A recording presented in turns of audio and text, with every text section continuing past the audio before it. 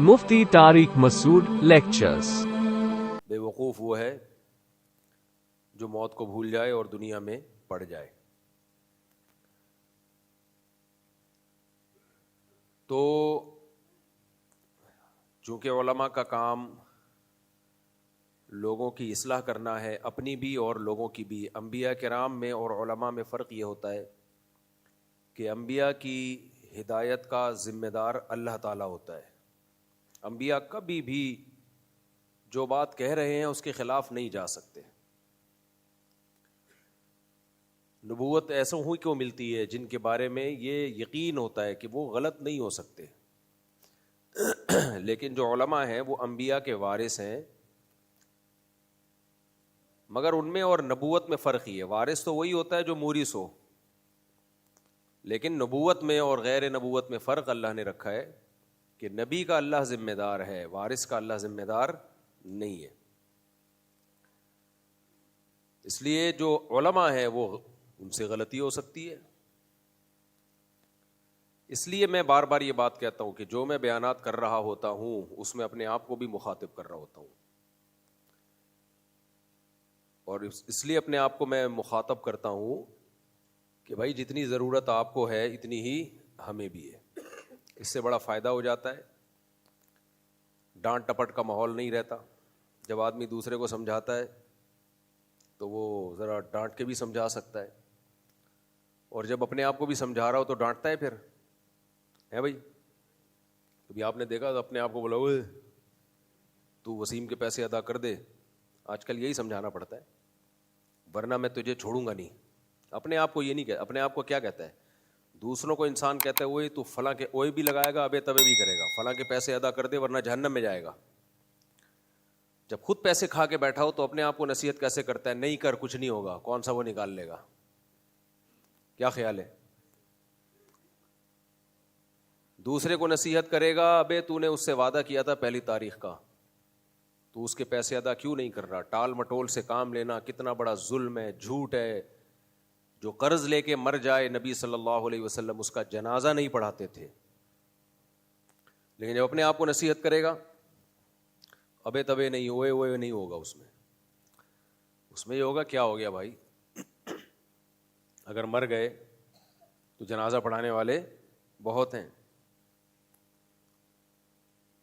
تو اپنی گندگی سے انسان کو نفرت نہیں ہوتی۔ اس کی ایک بڑی نازیبہ سی مثال ہے جو بہت دفعہ دیتا رہتا ہوں۔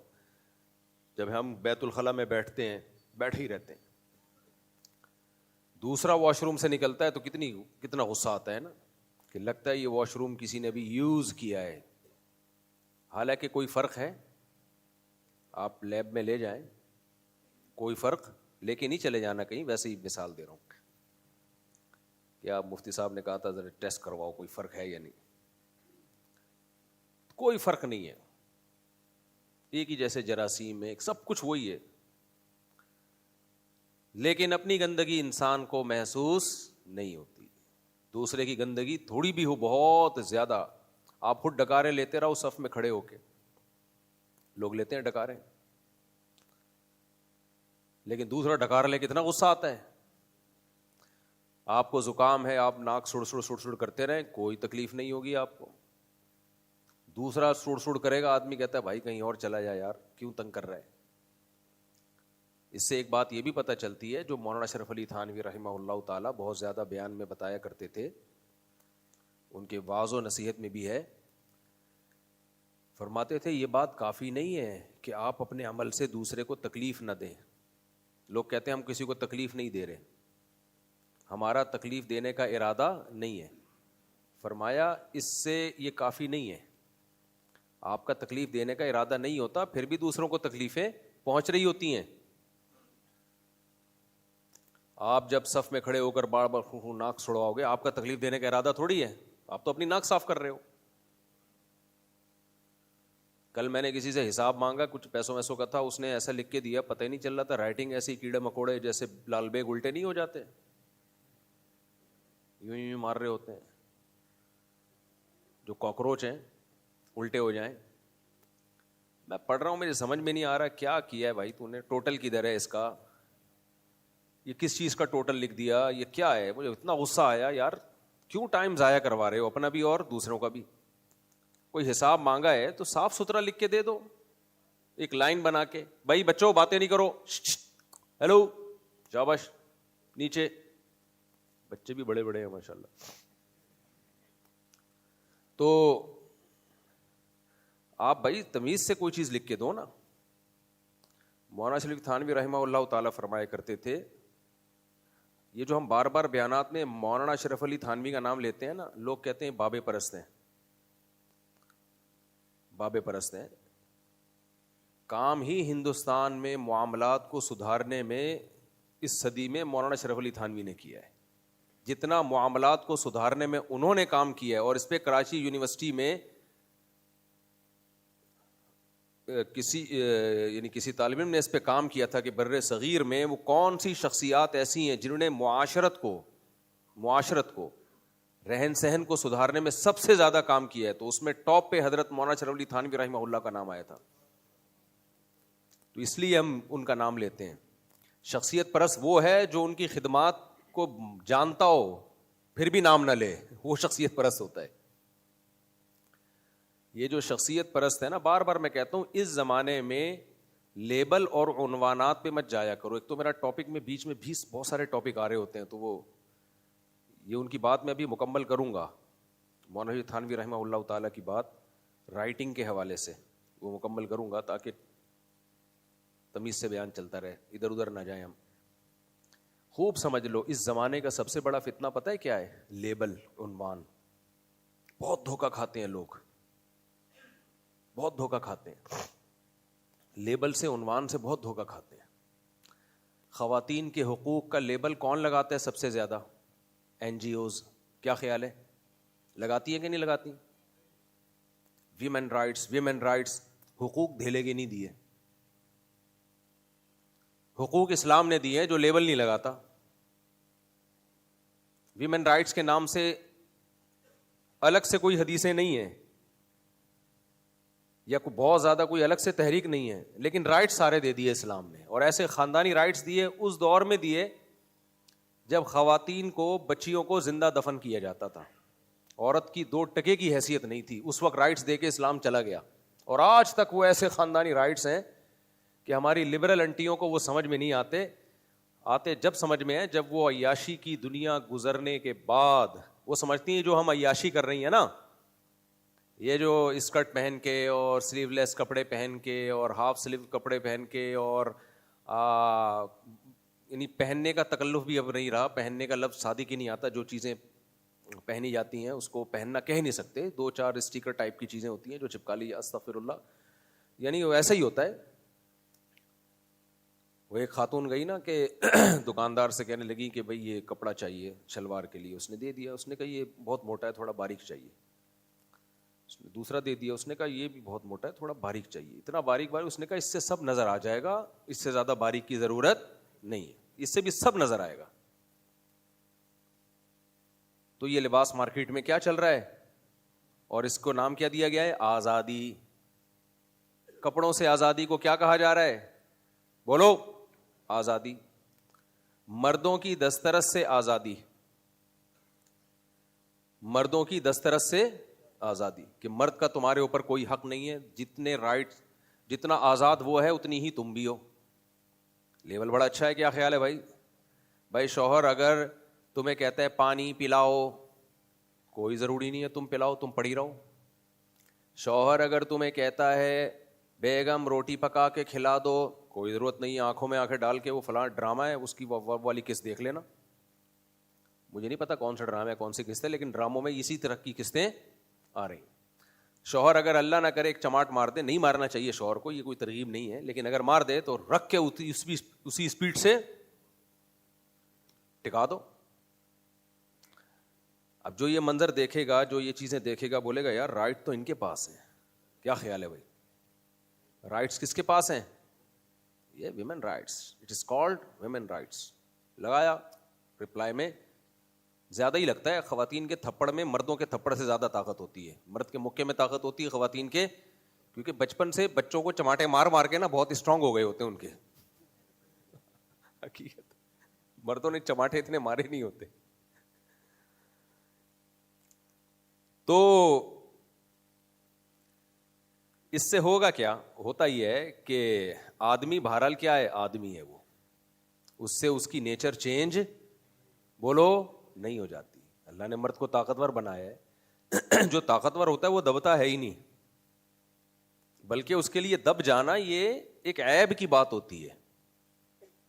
طاقتور سے ہمیشہ بنا کے رکھی جاتی ہے, اس کو رسپیکٹ دی جاتی ہے, اس کی اطاعت کی جاتی ہے, تو وہ محبت کرتا ہے. جو پاورفل ہے اسے پاور سے دبایا جا سکتا ہے بولو, یا اس کو عزت دے کے اور محبت کر کے اس کو رام کیا جا سکتا ہے بھائی. اچھا یہ فلسفہ باقی سب جگہ سمجھ میں آ رہا ہوتا ہے. علاقے کا ایس ایچ او ہے, آپ کے پاس آیا, آپ سے تھوڑا بدتمیزی سے بات کر رہا ہے, یوں کر لینا, ایسے کر لینا, یوں کر لینا. آپ کیا کہتے ہو؟ تیرے باپ کے نوکر ہیں, آپ یہ بولو گے؟ کبھی کسی ڈرامے میں دیکھا کہ ایس ایچ او سے کوئی عامی آدمی بدتمیزی کر رہا ہو اور اس کو آزادی کا نام دے رہا ہو, لیبل کیا لگا رہا ہو؟ عوام کو ہم آزاد کر رہے ہیں, کہ کوئی پولیس والا آئے تو رکھ کے تھپڑ لگا دے اس کو, معاذ اللہ, استغفر اللہ. میں اس لیے استغفر اللہ کہہ رہا ہوں کہ پولیس والوں کو یہ کلپ نہ چلا دے رکھ کے تھپڑ, تو میری پھر تھپڑ ہی تھپڑ ہوں گے میرے اوپر. تو کبھی آپ نے دیکھا؟ وجہ اس کی ہے بھائی, سسٹم کیا ہو جائے گا؟ خراب ہو جائے گا. ظلم کرنے کی تو کسی کو بھی اجازت نہیں ہے, لیکن ظلم کو دفع کرنے کا طریقہ کیا ہونا چاہیے؟ یہ وہ طریقہ نہیں ہونا چاہیے جو آپ کو دنیا سکھا رہی ہے, وہ طریقہ ہونا چاہیے جو آپ کو اسلام نے بتایا ہے. تو جیسے سربراہ ہوتا ہے اس کے پاس ایک پاور ہوتی ہے, اسی طرح اللہ نے مرد کو طاقت اور پاور دی ہے اور اس کو گھر کا سربراہ بنایا ہے. جب سربراہ بنایا تو اس کے ساتھ سربراہوں والا سلوک ہوگا تو زندگی کی گاڑی چلے گی, اس کے ساتھ سربراہوں والا سلوک نہیں ہوگا تو زندگی کی گاڑی نہیں چلے گی. آپ کہہ سکتے ہو یورپ میں تو چل رہی ہے, نہیں چل رہی بھائی. جو چیز نہیں چل رہی اس کو تم چلنا کہہ رہے ہو. ایک کھڑی ہوئی گاڑی ہو, ہم کہہ رہے ہیں چل رہی ہے, بھائی نہیں چل رہی. ان کی انڈیویجول لائف ہے, وہ خود اکیلے چل رہے ہوتے ہیں. گاڑی کسی بھی چیز کو چلنے کے لیے کم از کم 2 پہیے تو ہونے چاہیے نا. ویسے تو 4 پہیوں والا حساب کتاب اب میں مارکیٹ میں لے کر آ گیا ہوں. ہم نے جو لانچ کیا ہے زندگی کی گاڑی چلانے کے لیے, اس میں 2 پہیوں والا سیٹ اپ کیا کر دیا ہے, اس میں 4 پہیوں والا سیٹ اپ ہے, بلکہ 5 پہیے خود بھی تو ہے نا کہیں نہ کہیں. تو ایسا ہی تھوڑی چلے جائے گا کہ ایک پہیا خود ہی چلتا چلا جا رہا ہے, اس کو گاڑی کہیں گے ہی نہیں. تو وہ تو انڈیویجول لائف ہے بیچاروں کی. 18 سال کے بعد ٹاٹا نکل لی ہے پتلی گلی سے, کوئی روک ہی نہیں سکتا. پھر گرل فرینڈ تلاش کی, زندگی بھر 20 گرل فرینڈ سے منہ کالا کر کے, عیاشی کر کے, اس کے بعد 50 55 60 سال میں جب تمیز سے بڈھے ہو جاتے ہیں پھر شادی کر کے بیوی سے وفا کرتے ہیں. پھر ہمیں بتاتے ہیں کہ دیسی لوگوں کی طرح انگریزوں میں نہیں ہے, وہ زبان کا کیا ہے, پکا. جب کسی سے شادی کرتا ہے تو وفا کرتا ہے. بڑھاپے میں شادی کر کے وفا کے علاوہ کمبخت تیرے پاس اب کوئی آپشن بولو رہا نہیں ہے. اب 18 17 سال کا لونڈا ہوتا پھر شادی کرتا ہے اس جذبات میں اور بیوی سے وفا کرتا, ہم تجھے سلوٹ کرتے. یہ ظرف انگریز میں جملہ مکمل کر لیا کرو. اچھا یہ ظرف انگریز میں نہیں ہے ہی نہیں. اس لیے ان کے قصے ہمیں سنا کے نا ہمیں شرمندہ کرنے کی کوشش نہ کیا کرو. ہم الٹا شرمندگی کو ریورس کر دیتے ہیں, تو ریٹرن کر دیتے ہیں, ریورس نہیں گھما دیتے ہیں. تو لیبل پہ دھوکہ نہ کھائیں, میں یہ بات کر رہا تھا. تو اب سربراہ جب اللہ نے آدمی کو بنایا, وہ فزیکل ہے, یعنی وہ آپ کے کہنے سے نہیں ہوگا, وہ ہے. اللہ نے مرد کو طاقت دی ہے, یہ بات خواتین بھی مانتی ہیں, مانتی نہیں ہے لیکن ان کا تنہائی میں بیٹھ کے غور کریں گے نا, بولیں گے بھائی یہ آدمی ہے. تو اب اگر اس کی اطاعت نہیں ہوگی تو مرد چھوڑ دے گا. اچھا جو ہماری این جی اوز ہیں جو لبرل قسم کی اور یہ جو میڈیا سے متاثر لوگ ہیں, یہ کہتے ہیں اچھا ہے نا, ہم تو یہی چاہتے ہیں کہ چھوڑ دے. کیا خیال ہے؟ آج کل جو سائیکیٹرسٹ ہے نا, چند ایک کے سوا, طلاقوں کے مشورے دینے میں بہت ہوشیار ہیں, بہت آگے جا چکے ہیں. وہ کسی خاتون کے گھر میں ذرہ برابر کوئی مسئلہ چل رہا ہو, اونچ نیچ ہو رہی ہو, تھوڑا سا ڈپریشن میں گئی, وہ کسی سائیکولوجسٹ یا سائیکیٹرسٹ کے پاس جائے گی, وہ فوراً مشورہ دے گا اس آدمی سے جان چھڑاؤ. وجہ اس کی یہ کہ یہ زیادہ تر باہر سے پڑھ کے آتے ہیں, اور انگریز کے ہاں فیملیز کی کوئی ویلیوز نہیں ہے. تو یہ چونکہ پڑھے ہوئے وہیں سے ہیں تو کہتے ہیں یار انڈیویجول لائف گزارو, کیا ضرورت ہے. حالانکہ ہمارے حضرت فرمایا کرتے تھے جب انسان گناہ کرتا ہے نا تو سب سے پہلے اس کی کھوپڑی خراب ہوتی ہے اوپر کی. صحیح ہے نا, سب سے پہلے کیا خراب ہوتی ہے؟ کھوپڑی. اور یہ قرآن سے ثابت ہے, ان تتقوا اللہ یجعل لکم فرقانا. ایمان والو اللہ سے ڈرو, اللہ تمہارے اندر حق اور باطل میں فرق کرنے کی صلاحیت پیدا کرے گا. تو سب سے پہلے کیا خراب ہوتی ہے؟ کھوپڑی. انگریزوں کی کھوپڑی تو خراب ہوئی ہے, ہومو سیکسولیٹی کو لا بنا دیا بھائی, نیشنلٹی مل رہی ہے اس پہ. کھوپڑی یہ صحیح کھوپڑی ہے.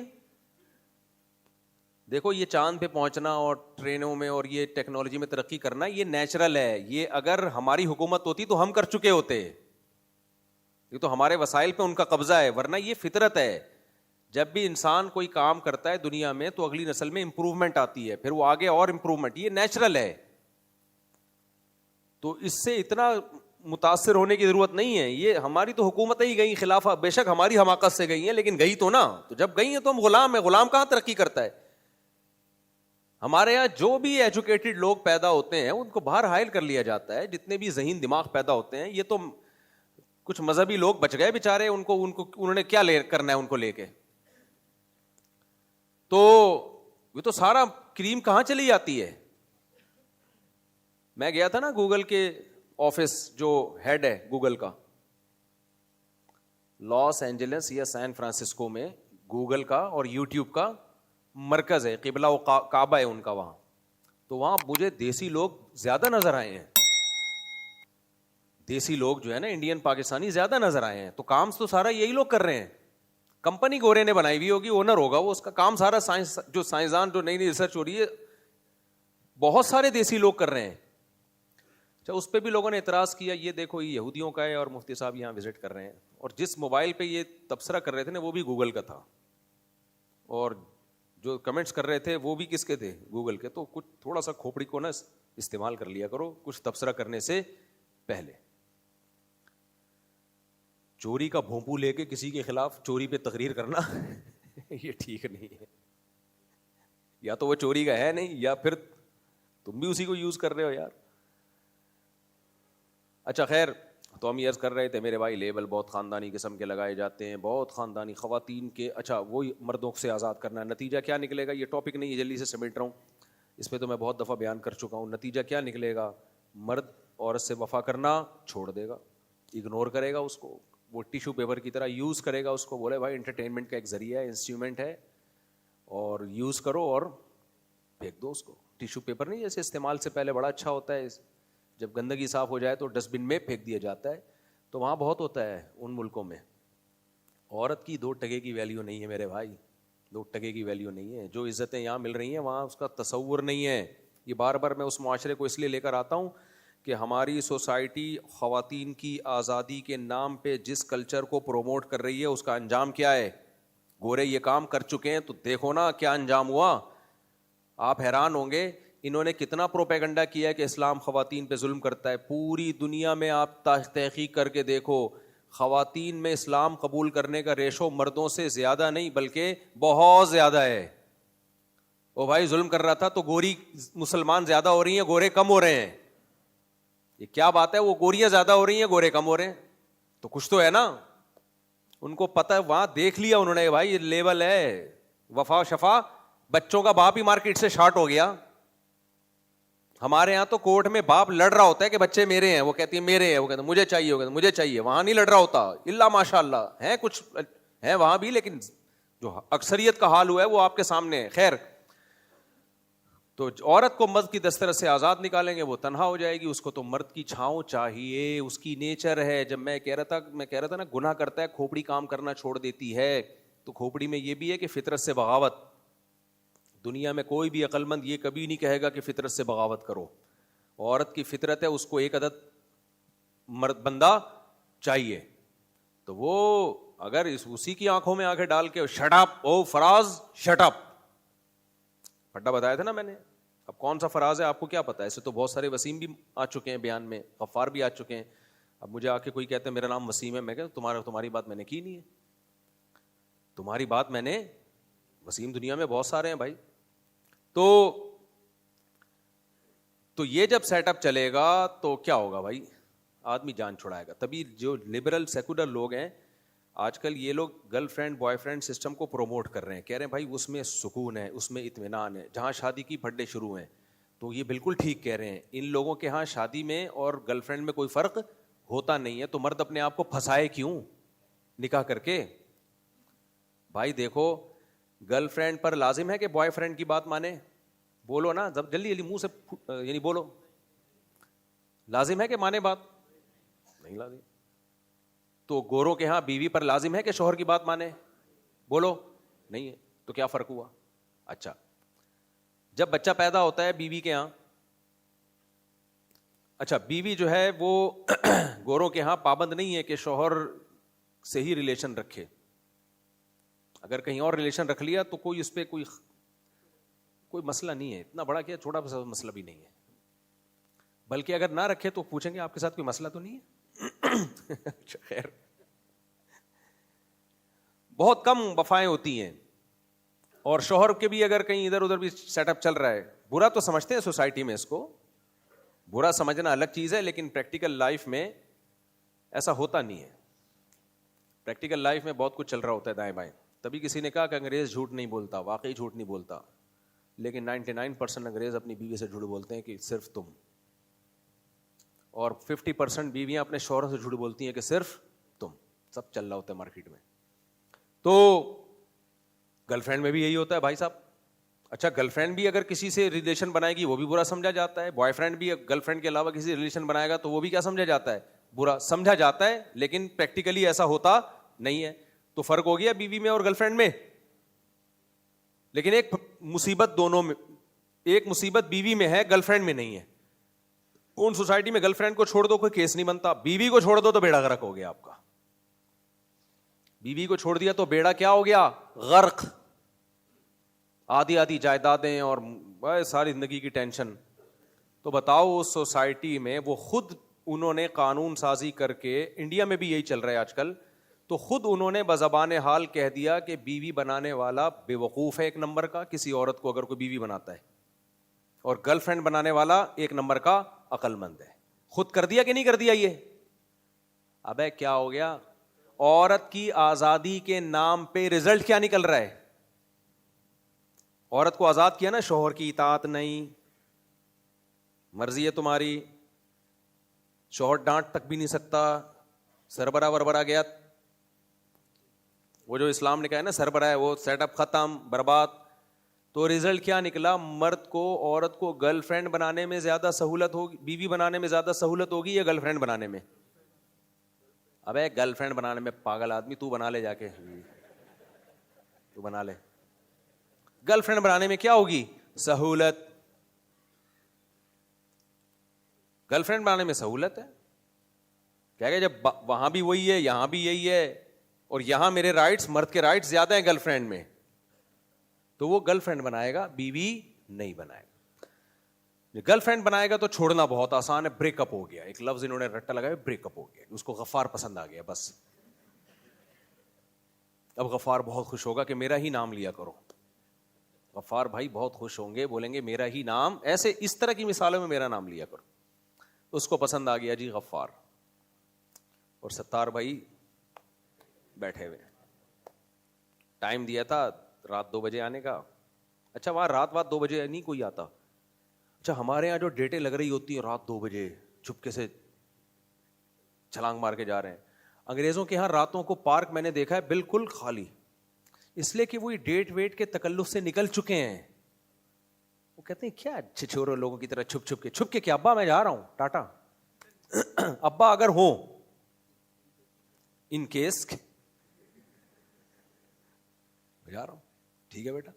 ابھی ایک انگریز نے ڈانٹا اپنے بچے کو نا، مجھے کسی نے بتایا کہ یہاں بھی بعض لوگوں میں فیملی سسٹم بہت مضبوط ہے. میں نے کہا فار ایگزامپل ہے، کچھ لوگ ہیں گاؤں دیہاتوں میں ہے. اتنا تو نہیں جتنا ہمارا ہے لیکن بہرحال ہے. تو وہ کہتے ہیں ابا نے ڈانٹا اس کو, گورا نا اپنے بچے کو ڈانٹ رہا تھا. اول تو ڈانٹنے پر پابندی ہے, چھوئی موئی سے بچے پیدا ہوتے ہیں, جب باپ کے ڈانٹ پہ ہی پابندی لگ جائے. تو ڈانٹ یہ رہا ہے کہ کمبخت 8 بجے کے بعد تجھے گرل فرینڈ سے ملنے کی اجازت نہیں ہے. غیرت, اٹ از کالڈ غیرت, یعنی صبح 8 بجے سے لے کے رات 8 بجے تک تو ملتا رہے. یار آپ لوگ کے ابا اگر یہ پابندی لگا دیں, آپ بولو ابا اچھا ہے میں دوبارہ رات کو سو کے صبح فریش ہو کے چلا جاؤں گا, سونا بھی تو ہے نا. تو یہ ہے آزادی. تو گرل فرینڈ سسٹم سوسائٹی میں کیا ہو گیا, چل پڑا. اچھا, عورت کو فائدہ گرل فرینڈ بننے میں نہیں ہے, عورت کو فائدہ کس میں ہے, بیوی بننے میں. وجہ اس کی ہے کہ عورت نہیں چاہتی کہ مرد اسے چھوڑے. یہ ٹھرکی مرد ہوتے ہیں کہ روزانہ عورت بدلنے کا شوق, یہ مردوں کی نیچر ہے, عورت کی نیچر نہیں ہے, مردوں کی نیچر ہے. لیکن مرد نکاح کے ذریعے باؤنڈ ہو جاتا ہے, اسلام نے اس کو نکاح کا پابند بنایا, وہ باؤنڈ ہو جاتا ہے. وہ عورت باؤنڈ نہیں ہوتی, یعنی نکاح کے ذریعے مرد باؤنڈ ہوتا ہے, عورت بھی باؤنڈ ہوتی ہے, لیکن وہ تو نیچر ہے نا, وہ تو ہو جائے تو کوئی چند عورتیں ہوتی ہیں جن کو ہر تھوڑے دنوں میں خلا طلاق اور یہ سب, ورنہ عورت کی تو خاص طور پہ بچے پیدا ہونے کے بعد اس کی زیادہ خواہش یہی ہوتی ہے کہ بھائی میں کسی کے ساتھ کس کے ساتھ نہ ہوں, جب تک کوئی خرابی نہ ہو, کوئی مسائل نہ ہو. مرد کی فطرت ہے, یہ میڈیکل سائنس کی کتابوں میں لکھا ہوا ہے. آپ نفسیاتی ڈاکٹروں سے پوچھ لیں, جو سائیکیٹرسٹ ہیں, سائیکولوجسٹ ہیں, ان سے پوچھ لیں آپ. تبھی تو یہ زیادہ کیس جو آتے ہیں ہماری سوسائٹی میں مردوں کی فحاشی کے آتے ہیں, عورتوں کی زیادہ کمپلینز آتی ہیں, میاں کے چکر چل رہے ہیں, میاں ادھر منہ مار رہا ہے, ادھر جا رہا ہے, دفتر میں ایک پھل جڑی آ کے بیٹھ گئی ہے اس کے ساتھ, چمک چھلو بن کے آتی ہے روزانہ. عورت کو غصہ آ رہا ہے کہ یہ چمک چھلو میرے مرد کی زندگی میں کیوں آئی ہے یہ. تو خلاصہ یہ نکلا کہ لیبل مردوں کی عورتوں کی, بھائی ریکارڈ نہ کریں نا جب لکھا ہوا ہے, صرف نکاح کو آپ ریکارڈ کر سکتے ہیں. خلاصہ یہ نکلا کہ جب آپ لیبل لگائیں گے خواتین کی آزادی کا, تو اصل میں کپڑوں سے آزاد کیا جا رہا ہے اور مردوں کی دسترس سے آزاد. اس کا نتیجہ کیا نکلے گا, جب عورت کپڑوں سے آزاد ہوگی تو عیاشی عورت کی نہیں, عیاشی کس کی بڑھے گی, مرد تو چاہتا ہے بھائی, ٹھرکی مرد چاہتے ہیں, تو مزے مردوں کے ہوں گے. لیبل کیا لگا دیا آپ نے, عورت کی آزادی, مزے کس کے ہو گئے, مردوں کے. یونیورسٹیوں میں اگر آپ کو ایجوکیشن سسٹم ختم کریں تو بہت سی یونیورسٹیوں میں لڑکے بھی بھاگ جائیں گے, کیونکہ ہمیں ایسی یونیورسٹی چاہیے نہیں جس میں لڑکیاں نہ آتی ہوں, کیونکہ مردوں کے مزے ہیں اس میں, مردوں کے مزے ہیں. تو اور دوسرا کیا, مردوں کی دسترس سے جب آزاد کیا تو اب یہ تو ہے نہیں کہ مرد اور عورت کا ریلیشن ہی ختم ہو جائے گا, وہ ریلیشن مردوں کے لیے آسان ہو جائے گا. اسلام نے اس کو مردوں کے لیے مشکل بنایا تھا کہ مہر دو, نان نفقہ اٹھاؤ ساری زندگی, اس کے بچوں کی کفالت کرو, پورا ایک سیٹ اپ بنایا تھا اسلام نے. وہ سارا سیٹ اپ ختم, بچے بھی کم بخت تو خود ہی پالے گی اگر ہو گئے, اور تجھے یہ بھی نہیں پتا چلے گا یہ والا وسیم کا ہے, یہ والا غفار کا ہے, یہ والا ستار کا ہے, کون کون ہے. ڈی این اے سے پکڑا جائے گا, وہ بیڑا غرق ہو گیا کہ نہیں ہو گیا. تو یہ میں کہہ رہا تھا آپ سے کہ آزادی کے نام پہ لیبل. اسی طرح آج کل بہت سارے لیبل, جامعۃ الرشید پہ آج کل ایک بہت تانا دیا جا رہا ہے, میرا ٹاپک نہیں تھا لیکن آ گیا ہے, کہ سرکاری ملا ہیں, یہ درباری مولوی ہیں, یہ سرکاری مولوی ہیں, یہ درباری ملا ہیں, یہ سرکاری ملا ہیں. سمجھ رہے ہو, یہ بہت لیبل لگایا جا رہا ہے. جامعۃ الرشید جو دلیل سے بات کرتا ہے, اب تک جو میں نے دیکھا ہے اس کے جواب دلیل سے نہیں دیا جا رہا, اس کا جواب دلیل سے نہیں دیا جا رہا.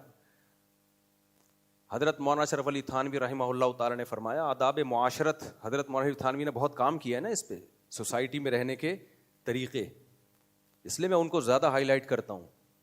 اور وہ ویسے بھی اس لیے بھی ہائی لائٹ کرتا ہوں کہ وہ ہمارے پردادا پیر ہیں, سمجھ رہے ہو, میرے پردادا پیر ہیں. میں بیعت ہوں حضرت مفتی رشید احمد صاحب رحمہ اللہ تعالی سے. وہ خلیفہ تھے حضرت مولانا عبد الغنی پھول پوری رحمہ اللہ تعالی, جو بہت بڑے اللہ والے بزرگ تھے. عبد الغنی پھول پوری رحمہ اللہ تعالیٰ کی سوانح حیات آپ نے پڑھنی ہو تو حضرت حکیم اختر صاحب رحمہ اللہ تعالیٰ کے ایک بیان سنے مولانا عبد الغنی پھول پوری رحمہ اللہ تعالیٰ پر. عالم بھی تھے اور بہت اللہ والے بزرگ تھے وہ, اور ایسا ان پہ اللہ کے خوف اور خشیت کا غلبہ تھا, جب تلاوت کرتے تھے نا گریبان کھول کے, ایک عجیب کیفیت ہوتی تھی ان کی. کچھ بے وقوف لوگ اعتراض کریں گے کہ فلاں صحابی نے تو گریبان نہیں کھولے. بھائی ہر اللہ والے کی اپنی کیفیات ہوتی ہیں, اس کے لیے قرآن و سنت سے ثبوت ضروری نہیں ہے. ان کی الگ ہی کیفیات ہو جاتی تھی. ان کی بہت زیادہ اللہ کا ذکر کیا کرتے تھے اور جسمانی صحت بہت پاورفل تھی. پھڈے میں کئی پہلوان گرا دیا کرتے تھے وہ. اس طرح کی چیزیں آج کل صوفیوں میں ملتی نہیں ہیں. کیا خیال ہے کہ بیک وقت پہلوان بھی ہو؟ بہت پاورفل تھے. حضرت حکیم اختر صاحب رحمہ اللہ تعالی نے ان کا واقعہ نقل کیا. اچھا, جب اللہ کا ذکر کیا کرتے تھے نا تو ذکر میں گم ہو جایا کرتے تھے. وہ بہت زیادہ اللہ کا خوف, خشیت, اللہ کی محبت ان پہ طاری ہوتی تھی. ہمارے حضرت بھی ان کا تذکرہ جب کیا کرتے نا تو حضرت بھی جذباتی ہو جاتے تھے اپنے شیخ کا تذکرہ کرتے ہوئے, مفتی رشید احمد صاحب. جبکہ ہم نے حضرت مفتی رشید احمد صاحب کو بھی یہی کیفیات دیکھی ان کی بھی. ہمارے شیخ حضرت مفتی رشید احمد صاحب جب اللہ کا ذکر کرتے ان پر ایک خاص کیفیات طاری ہوتی تھی. اور جب اللہ کی محبت پہ بیان شروع کرتے نا, جیسے میں جب بیان کرتے کرتے شادیوں پہ آ جاؤں تو ایک الگ ہی کیفیت ہو جاتی ہے نا, ایک دم جذباتی. چاہے روزہ بھی ہو فٹ فاٹ ہو جاتا ہوں ایک دم, چائے کی ضرورت نہیں رہتی. ہمارے حضرت جب بیان کرتے کرتے اللہ کی محبت پہ آتے الگ ہی کیفیت ہو, پتہ چل جاتا تھا بھائی ابھی اپنے کنٹرول سے باہر ہو چکے ہیں. پھر شعر بھی پڑھتے تھے, کچھ نہ رستے کا پتہ ہم کو نہ منزل کی خبر. یعنی بیان تو ہم کہیں اور لے کے چلے تھے, موضوع ہی چینج ہو گیا. اب اللہ کی محبت شروع ہو گئی تو پھر اب موضوع ہی چینج ہو جاتا تھا نا ان کا. تو پھر یہ شعر پڑھتے تھے, بڑے درد سے پڑھتے تھے.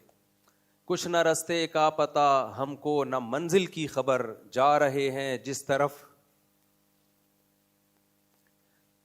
کچھ نہ رستے کا پتہ ہم کو نہ منزل کی خبر, جا رہے ہیں جس طرف ہم کو لیے جاتا ہے دل. کہتے ہیں اب ہم خود نہیں جا رہے, ہمیں دل لے کے جا رہے ہیں. جیسے جب شادیوں پہ بیان آئے نا تو میں تھوڑی جا رہا ہوتا ہوں. لوگ کہتے ہیں یار آپ نے ٹاپک چینج کر دیا. بھائی ہم نے کیا ہی نہیں ہے, اب دل ہمارے کنٹرول میں نہیں ہے, وہ خود بخود لے کے جا رہے ہیں ہمیں. کچھ چیزیں ایسی ہوتی ہیں, عاملوں کے خلاف بھی ایسا ہی ہے. عاملوں کے خلاف جو میں بولتا ہوں وہ نہیں بول رہا ہوتا, وہ دل کہہ رہا ہوتا ہے بول ان کمبختوں کے خلاف. نہیں بولے گا تجھے نہیں چھوڑوں گا, میں نہیں چھوڑوں گا. تو جب ہمارے حضرت اللہ کی محبت پہ بیان شروع کرتے تو سارا ٹاپک کیا ہو جاتا, چینج. پھر جو اشعار پڑھنا شروع کرتے, اتنے اشعار پڑھتے کہ ایک دفعہ کسی نے حضرت کے سامنے کیسٹ لا کے رکھ دی. حضرت آپ کو اللہ کی محبت پہ جتنے اشعار یاد ہیں وہ سارے آپ ابھی سنا. حالانکہ شاعر نہیں تھے اور شعر و شاعری سے شغف بھی نہیں تھا.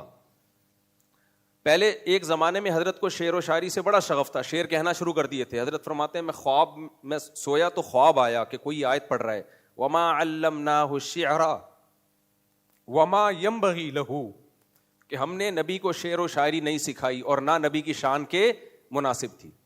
حضرت فرماتے ہیں مجھے لگا کہ یہ شاید اللہ کی طرف سے تنبیہ ہے کہ آپ مفتی ہو, علمی کام کے ہو, آپ شعر و شاعری کی طرف. ویسے شاعری اچھی چیز ہے لیکن ہر ایک کے لیے کہ وہ شعر و شاعری میں لگ جائے ہر ایک کے لیے نہیں ہے. ہر چیز ہر ایک کے لیے نہیں ہوتی کہ آپ علمی لائن کے ہو, آپ کی تحقیقی مزاج ہے تو اس طرف مت جاؤ. تو فرماتے ہیں میں نے شعر و شاعری چھوڑ دی. یہ چھوڑنے کے بعد ہے جو ابھی میں آپ کو واقعہ سنا رہا ہوں. تو کسی نے حضرت کے سامنے کیسٹ لا کے رکھ دی کہ جو بھی آپ کو اللہ کی محبت میں اشعار یاد ہیں آپ پڑھیں. سعودی عرب میں یہ واقعہ ہوا. حضرت فرماتے ہیں میں نے, پہلے کیسٹوں کا رواج تھا, ریکارڈنگ ہوتی تھی. فرماتے ہیں میں نے پڑھنا شروع کیا, پوری کیسٹ ختم, پھر کیسٹ پلٹی, دوسرے حصہ بھی ختم. سمجھ رہے ہو, شعر ختم نہیں ہوئے. تو اولئک آبائی فجئنی بمثلہم اذا جمعتنا یا جریر المجامع. ایک دفعہ 2 عربوں میں نا یہ رواج تھا کہ باپ دادے کے قصے بہت سنایا کرتے تھے. وہ فخر کرتے تھے کیونکہ باپ ہوتے تھے. جن کے جسمانی باپ ہوتے ہیں وہ اپنے جسمانی باپوں پہ فخر کرتے ہیں یا شرمندہ ہوتے ہیں. اگر اچھی حرکتیں نہ ہو تو کیا ہوتے ہیں, شرمندہ. جن کے روحانی باپ ہوں وہ اپنے روحانی باپ دادا کے تذکرے پر فخر کرتے ہیں, اور اگر وہ اچھے نہ ہو تو شرمندہ ہوتے ہیں. لیکن جن کے سرے سے نہ جسمانی باپ نہ ہو تو وہ نہ شرمندہ ہوں گے نہ وہ فخر کریں گے. اسی طرح جن کے روحانی باپ نہیں ہوتے, بابا لیس ہوتے ہیں, وہ دوسروں کے بابوں میں کیڑے ہی نکالتے ہیں کیونکہ ان کے اپنے بابا ہوتے ہی نہیں ہیں. تو جسمانی طور پر ثابت النسب حلالی ہونے کے لیے جسمانی نسب کا ہونا ضروری ہے, آپ وسیم کے بیٹے ہو, غفار صاحب کے بیٹے ہو, کس کے ہو بھائی.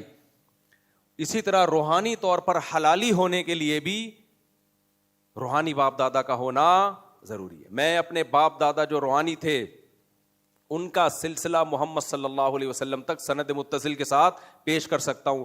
آج جو لوگ بابا لیس زندگی گزارنے کی آپ کو ترغیب دے رہے ہیں کہ ہمارا کوئی بابا نہیں ہے, ڈائریکٹ امام بخاری کو بابے بنا لیتے ہیں, وہ بیچ میں بھائی ڈائریکٹ کوئی نوح علیہ السلام کا بیٹا ہو تو حلالی ہو سکتا ہے؟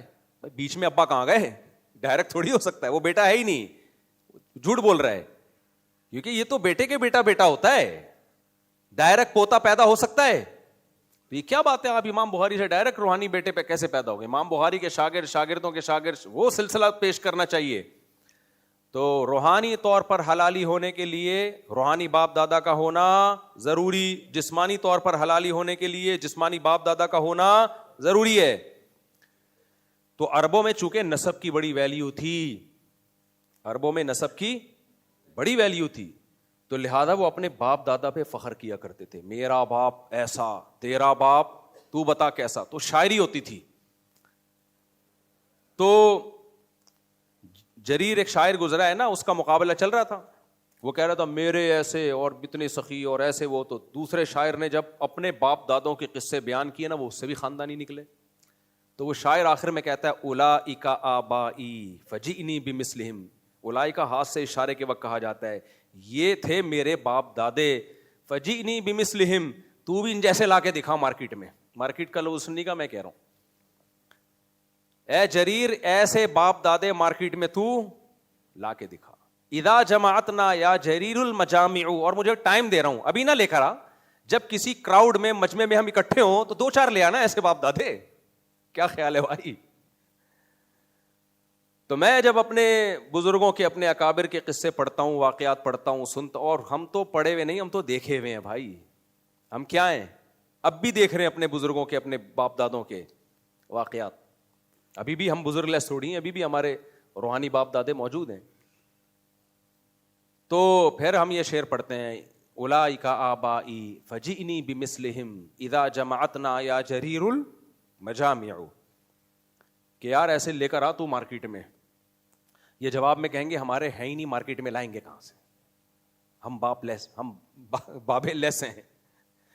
تو جس کا کوئی باپ نہیں ہوتا نا, وہ دوسروں کے باپوں پہ ہر قسم کا الزام ڈال سکتا ہے, کیونکہ اس کو یہ ڈر نہیں ہوتا کہ یہ میرے باپ پہ بھی الزام ڈالے گا. مجھے ایک بات بتاؤ, انگریز جس کا کوئی ابا نہ ہو, انگریزوں میں ابا بھی ہوتے بھی ہیں نہیں بھی ہوتے, وہ آپ کے پاس آیا اور کہ تیرا باپ چور ہے, تیرا باپ ٹھرکی تھا, تیرا باپ چرسی تھا, آپ کو غصہ آئے گا, آپ بولو گے انکوائری کرتا ہوں تیرا باپ کیا تھا, کیونکہ باپ کا جب مقابلہ ہوتا ہے تو پھر باپ کو برا بلا کہا جاتا ہے نا. مارکیٹ میں گئے ابا ہی شارٹ, پتہ ہی نہیں چل رہا اس کا ابا کوئی ہے یا نہیں ہے.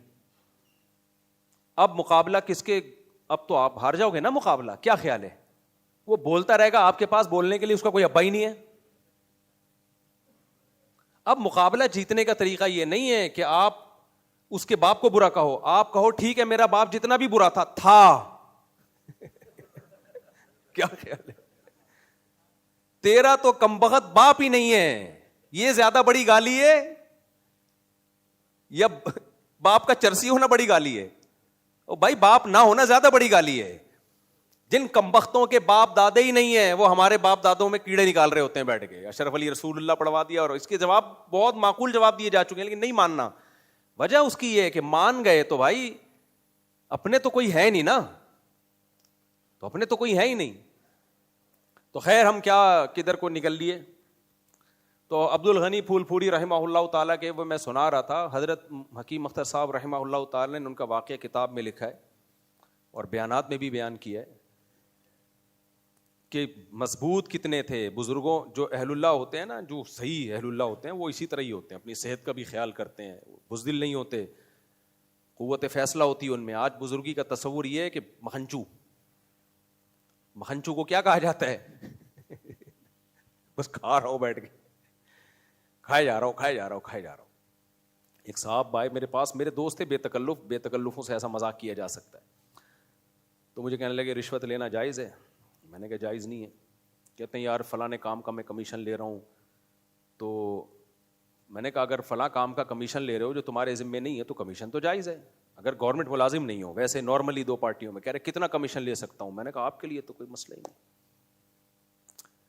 آپ بولو انسان پیسے کماتا ہے پیٹ بھرنے کے لیے, بھر لے اس کو, جتنے میں یہ بھر جائے اتنا میرا کیا ہے. مذاق کر رہا تھا, وہ بھی خوش ہو رہے تھے, کسی کی توہین جائز نہیں ہے لیکن بے تکلف لوگوں کے ساتھ.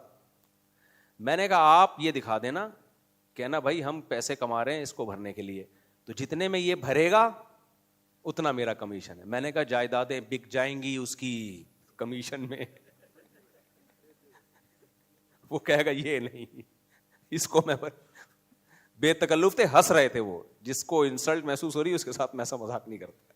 خیر, تو ان کا واقعہ پھر کسی اور وقت سناؤں گا, عبدالغنی پھول پوری رحمہ اللہ تعالیٰ کا, کہ کیسی صحت تھی ان کی. بتائی دیتے ہیں, اب آپ کیا بولو گے, ترسا رہے ہو. اللہ کا ذکر کرتے ہوئے ایک دفعہ ٹرین کا وہ جو نہیں ہوتے سندھ میں پل بنے ہوئے ہوتے ہیں نا دریاؤں پہ, اس میں سفر کر رہے تھے, ٹرین آ گئی آگے سے. تو ٹرین جب آئی ہے تو ان کو اس وقت ہوش آیا کہ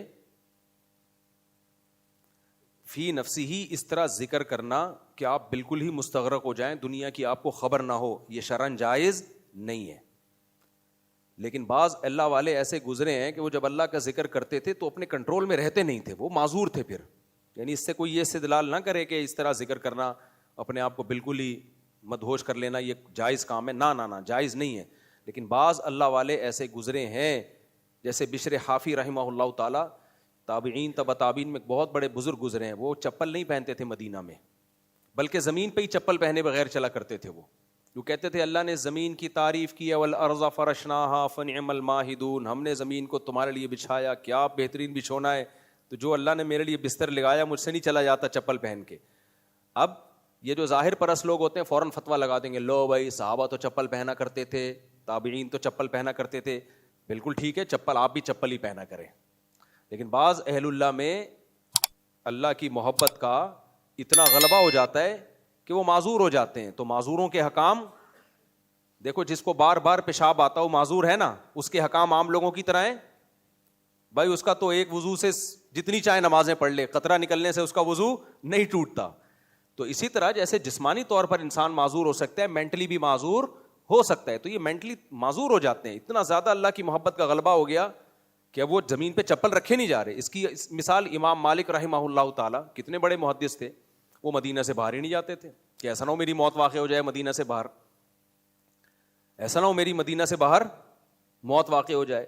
ان پر اللہ کے نبی کی محبت کا اتنا غلبہ کہ انہوں نے فتویٰ دے دیا کہ مدینہ کو مکہ پہ بھی فضیلت ہے. صحیح ہے نا, حالانکہ جمہور کا یہ مذہب نہیں ہے, مکہ کی فضیلت مدینہ سے زیادہ ہے, سوائے اس بقعہ کے, اس جگہ کے جہاں نبی صلی اللہ علیہ وسلم دفن ہے. وہ جگہ کی تو سب سے زیادہ فضیلت ہے, لیکن اوور آل مکہ کو مدینہ پہ فضیلت ہے. لیکن امام مالک پر اللہ کی محبت کا, نبی کی محبت کا اتنا زیادہ غلبہ ہو گیا تھا کہ انہوں نے فتویٰ دیا کہ مدینہ زیادہ مکہ سے زیادہ.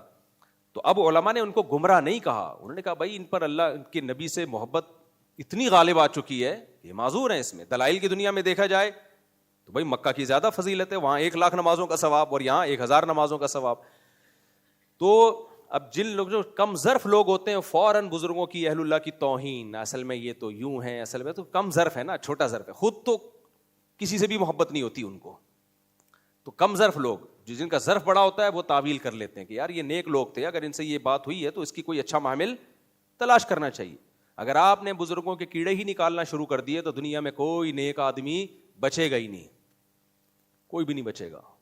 اسی دماغ سے آپ نے یہی چشمے سے سوچنا شروع کر دیا اگر آپ, تو چشمے کا نمبر سیٹ کرنا چاہیے ایسے لوگوں کو. خیر, تو میں واقعہ بعد میں سناؤں گا کبھی, تاکہ میرا جو ٹاپک ہے نا یہ کہ اس واقعے میں بہت ٹائم لگ جائے گا. یہ تو گھڑی خراب ہو رہی ہے سامنے, اس گھڑی کو تو صحیح کرو, پتہ ہی نہیں چل رہا ٹائم کیا ہو رہا ہے. تو خیر میں یہ عرض کر رہا تھا میرے بھائی کہ حضرت مولانا اشرف علی تھانوی رحمہ اللہ تعالی ہمارے دادا پیر ہیں. مولانا عبدالغنی پھول پوری رحمہ اللہ تعالی بہت بڑے تہجد گزار تھے, بہت اللہ والے تھے, بہت اللہ والے.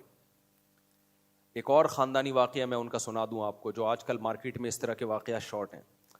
سندھ میں انہوں نے بڑا کام کیا ہے, اور سندھ کے لوگ بہت سارے ان سے بیعت تھے سندھیوں میں. ہمارے حضرت نے بھی سندھ میں ٹائم گزارا. ہمارے حضرت پنجابی اسپیکنگ تھے لیکن سندھی بڑی خاندانی بولتے تھے, اور حضرت کو سندھی زبان پسند بھی بہت تھی, مفتی رشید احمد صاحب رحمہ اللہ تعالیٰ. اور سندھ میں سندھیوں میں ان کے خلیفہ بھی تھے, پیر منٹھار کے نام سے, بڑے اللہ والے بزرگ گزرے. اچھا, یہ ہمارے جتنے بزرگ ہیں انہوں نے سندھ میں قبر پرستی کو ختم کیا ہے. سمجھ رہے ہو کہ نہیں سمجھ رہے؟ اگر یہ اکابر نہ ہوتے نا تو سندھ میں قبر پرستی جتنی آج ہے اس سے ڈبل ہوتی. تو یہ کریڈٹ علماء دیوبند کو جاتا ہے. سندھ میں اور پنجاب میں جو قبر پرستی نہیں ہے وہ جتنی نہیں ہو رہی نا, یہ تو سارا ہمارے اکابر کو کریڈٹ جاتا ہے, اور انہی کو قبر پرست کہا جا رہا ہے. آج پیر منٹھار رحمہ اللہ تعالیٰ کی آپ سندھ میں قبر دیکھو, بالکل ایک مٹی, ایک بالش سے اونچی قبر نہیں, مٹی کی قبر ہے. تو حضرت مفتی رشید احمد صاحب رحمہ اللہ تعالیٰ, وہ عبد الغنی پھولپوری رحمہ اللہ تعالیٰ سندھ میں بھی تھے, تو ان سے بہت سارے سندھی لوگ بیعت ہوئے اور ان سے بہت فائدہ اٹھایا. تو حضرت کی خدمت میں پیر عبد الغنی پھولپوری رحمہ اللہ کے پاس ایک شخص آیا کہ میں اپنی بیٹی کا آپ سے نکاح کرنا چاہتا ہوں. لڑکی کی عمر بہت کم تھی, 17-18-19 سال عمر ہوگی. حضرت جو ہمارے دادا پیر تھے ان کی عمر تھی زیادہ, 60-65 سال عمر ہوگی ان کی. تو انہوں نے فرمایا کہ آپ کی بچی کی عمر بہت کم ہے اور میری عمر زیادہ ہے. تو وہ کہنے لگا کہ مجھے آپ سے عقیدت ہے, اس لیے میں یہ کر رہا ہوں. حضرت نے فرمایا کہ آپ کو عقیدت ہے, ضروری نہیں کہ آپ کی بچی کو بھی عقیدت ہو. سمجھ رہے ہو کہ نہیں سمجھ رہے؟ جو ٹھرکی لوگ ہوتے ہیں نا کہتے ہیں آڑ دے. ہم نے جاہل پیر بھی دیکھے ہیں, جاہل پیر بھی ہم نے دیکھے ہیں. یہ روحانی عامل تو یہ بہت ماشاءاللہ کر رہے ہوتے ہیں, بچیوں کو پھنسانا ان کے بائیں ہاتھ کا کھیل ہے. تو ہاں, بچیوں کو پھنسانے والا کام سارے عامل نہیں کر رہے ہوتے, یہ میں غلط الزام نہیں لگاؤں گا, بہت سے کر رہے ہوتے ہیں لیکن سارے نہیں کر رہے ہوتے. تو میں نے بتایا نا عامل کی دو قسمیں ہیں, کچھ نیک ہوتے ہیں لیکن کھوپڑی آؤٹ ہو چکی ہوتی ہے ان کی, عملیات کر کر کے پاگل ہو چکے ہوتے ہیں, اور زیادہ تر تو ویسے ہی برے ہوتے ہیں وہ. تو اس سینس میں 2 نمبر دونوں طرح کے ہوتے ہیں کہ کھوپڑی سب کی بہرحال آؤٹ ہوتی ہے. خیر,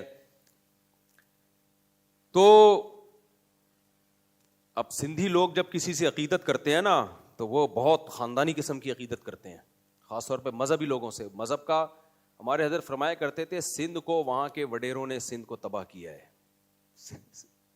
بہت اچھی قوم تھی, بہت مہمان نواز, شکر گزار, زبان میں مٹھاس. تباہ کس نے کیا ہے؟ سیاست دانوں نے. پورا کلچر کا ابھی بھی پورا تباہ نہیں ہوا الحمدللہ, بہت خیر غالب ہے, لیکن جتنی تباہی ہوئی ہے وہ کس کے کھاتے میں جاتی ہے؟ وہ مذہبی لوگوں نے تباہ نہیں کیا, اہل اللہ نے تو وہاں محنتیں کی ہیں. اور سندھ سب سے پہلے بر صغیر میں اسلام سندھ میں آیا ہے. سندھ کا اسلام سے اتنا طاقتور رشتہ ہے. خیر, تو میرے بھائی ہم یہ عرض کر رہے تھے کہ لیبل بہت اچھے اچھے خاندانی قسم کے لگائے جاتے ہیں. تو میں عرض کر رہا تھا, جامع الرشید کی بات کر رہا تھا, تو مولانا رشید تھانوی رحمہ اللہ تعالیٰ کے ایک ملفوظ میں آپ کو سنا رہا تھا. انہوں نے فرمایا کہ جب کوئی تمہارے سامنے تمہارے استاذوں کو برا بلا کہے تو خاموش نہ رہا کرو. سمجھ رہے ہیں؟ خاموش مت رہا کرو. بہت سے لوگوں کو ہم نے دیکھا ہے کسی سے تعلق قائم کرتے ہیں پیڑے کھانے کے لیے, پیڑے کھاتے رہیں گے, جب کوئی بلی آئی پتلی گلی سے نکل لی ہے. یہ بے غیرتی ہے. جب کوئی آپ کے باپ کو آپ کے سامنے برا کہہ رہا ہو, آپ چپ رہو گے؟ آپ ریپلائی کرو گے. آپ کی ماں کو برا کہہ رہا ہو, آپ چپ رہو گے؟ اور اگر آپ چپ رہ گئے اور آپ کے باپ کو پتہ چل گیا تو آئندہ باپ آپ کو باپ بیٹا کہے گا, وہ کہے گا کیا فائدہ یار, دنیا میری عزت اچھال رہی ہے اور تو. مولانا تھانوی رحمہ اللہ تعالی کہ میں اس لیے وہ ملفوظات سناتا ہوں, میں وہ وہاں سے بات لے کے چلا تھا کہ معاشرت پہ انہوں نے بڑا کام کیا. تو ان کی ایک بہت اہم ترین نصیحت یہ تھی جو بار بار اپنے بیانات میں اپنے مواعظ میں کہا کرتے تھے کہ یہ کافی نہیں ہے کہ آپ کا کسی کو تکلیف دینے کا ارادہ نہیں ہے. نہ اتنا کافی بولو نہیں ہے, اتنا کافی نہیں ہے کہ آپ کا تکلیف دینے کا ارادہ نہیں. اس کی میں مثالیں دے رہا تھا کہ آپ واش روم میں پانی بہائے بغیر باہر آ گئے, تو کیا آپ نے اس نیت سے کیا کہ دوسرے کو تکلیف ہو؟ ہے بھائی, نہیں کیا نا اس نیت سے. تکلیف تو ہو رہی ہے دوسرے کو, لیکن آپ کا دوسرے کو تکلیف دینے کا ارادہ نہیں تھا. ڈاکٹر سے جب آپ نے پوچھا مجھے نزلہ ہے, کھانسی ہے, بیماری ہے, ڈاکٹر نے ایک دوا لکھ دی. جیسی رائٹنگ ڈاکٹر کی ہوتی ہے اللہ دشمنوں کو بھی وہ رائٹنگ نہ دے, ٹڑا لڑا کر کے لکھ. اب جب وہ میڈیکل اسٹور والے کے پاس گیا, وہ الٹا کر کے پڑھ رہا ہے کہ شاید میں نے پیپر الٹا رکھا ہوا ہے, یوں کر کے پڑھ رہا ہے, شاید جیپنیز زبان میں لکھا ہوا ہے اس نے, غلط. میرے ساتھ ایسا ہوا ہے, ڈاکٹر نے دوا لکھ کے دی, میں گیا, میڈیکل والے نے غلط دوا دے دی. میں گھر آیا, مجھے شک ہوا کہ یار یہ کیپسول اس ٹائپ کے عجیب کلرفل میں نے کبھی زندگی میں دیکھے نہیں ہیں, کیونکہ نارمل میڈیسن تھی وہ, پتہ نہیں کیا تھا وہ. جب میں گیا ہوں, میں نے کہا یار 2-4 دفعہ اچھی طرح دیکھو یہی ہے, تو وہ پھر دوبارہ اس نے کہا یار سوری مسٹیک ہو گئی مجھ سے. وہ میڈیکل والا جاننے والا تھا, میں نے اس کو کچھ نہیں کہا, میں نے کہا اس کی بھی اتنی غلطی نہیں ہے, غلطی کس کی ہے, ڈاکٹر کی غلطی ہے. تو ڈاکٹر کا ارادہ تھا تکلیف دینے کا, وہ دوا کھا کے بندہ ہی مر جاتا. پتہ چلا وہ بی پی لو کرنے کی ہے, اور جس کو ہم کھلا رہے ہیں اس کا بی پی کیا ہے, چلو یہ بھی افورڈ ہو جاتا ہے. جس کا بی پی ہائی ہے, فرض کرو گھر والوں کا بی پی ہائی ہے, گھر والوں کا بی پی ہائی ہے, ڈاکٹر نے لو کرنے کی دوا دی اور لکھا ایسا کہ اس نے ہائی والی دے دی, میرا تو پروگرام گیا نا. پہلے ہی ہائی تھا اور ہائی ہو گیا, تو یہ اس کا اثر کس پہ آئے گا بھائی؟ بیگم کا بی پی اگر ہائی ہو تو شوہر کا آٹومیٹیکلی خود بخود ہائی ہو جائے گا. پروگرام تو شوہر کا پڑے گا نا, جب بیگم کی طرف سے بیلن اور وہ چلیں گے وہ, اور وہ اس کا غصہ آئے گا, تو کس قدر مسائل کھڑے ہو جاتے.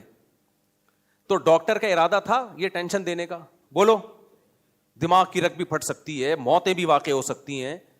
ڈاکٹر کا قطعاً ارادہ. ڈاکٹر کیا کہے گا جب آپ اس کے پاس جائیں گے؟ او سوری بائی مسٹیک ایسا ہو گیا, یہی کہے گا نا وہ, کہ رائٹنگ میں نے ایسی لکھ لی.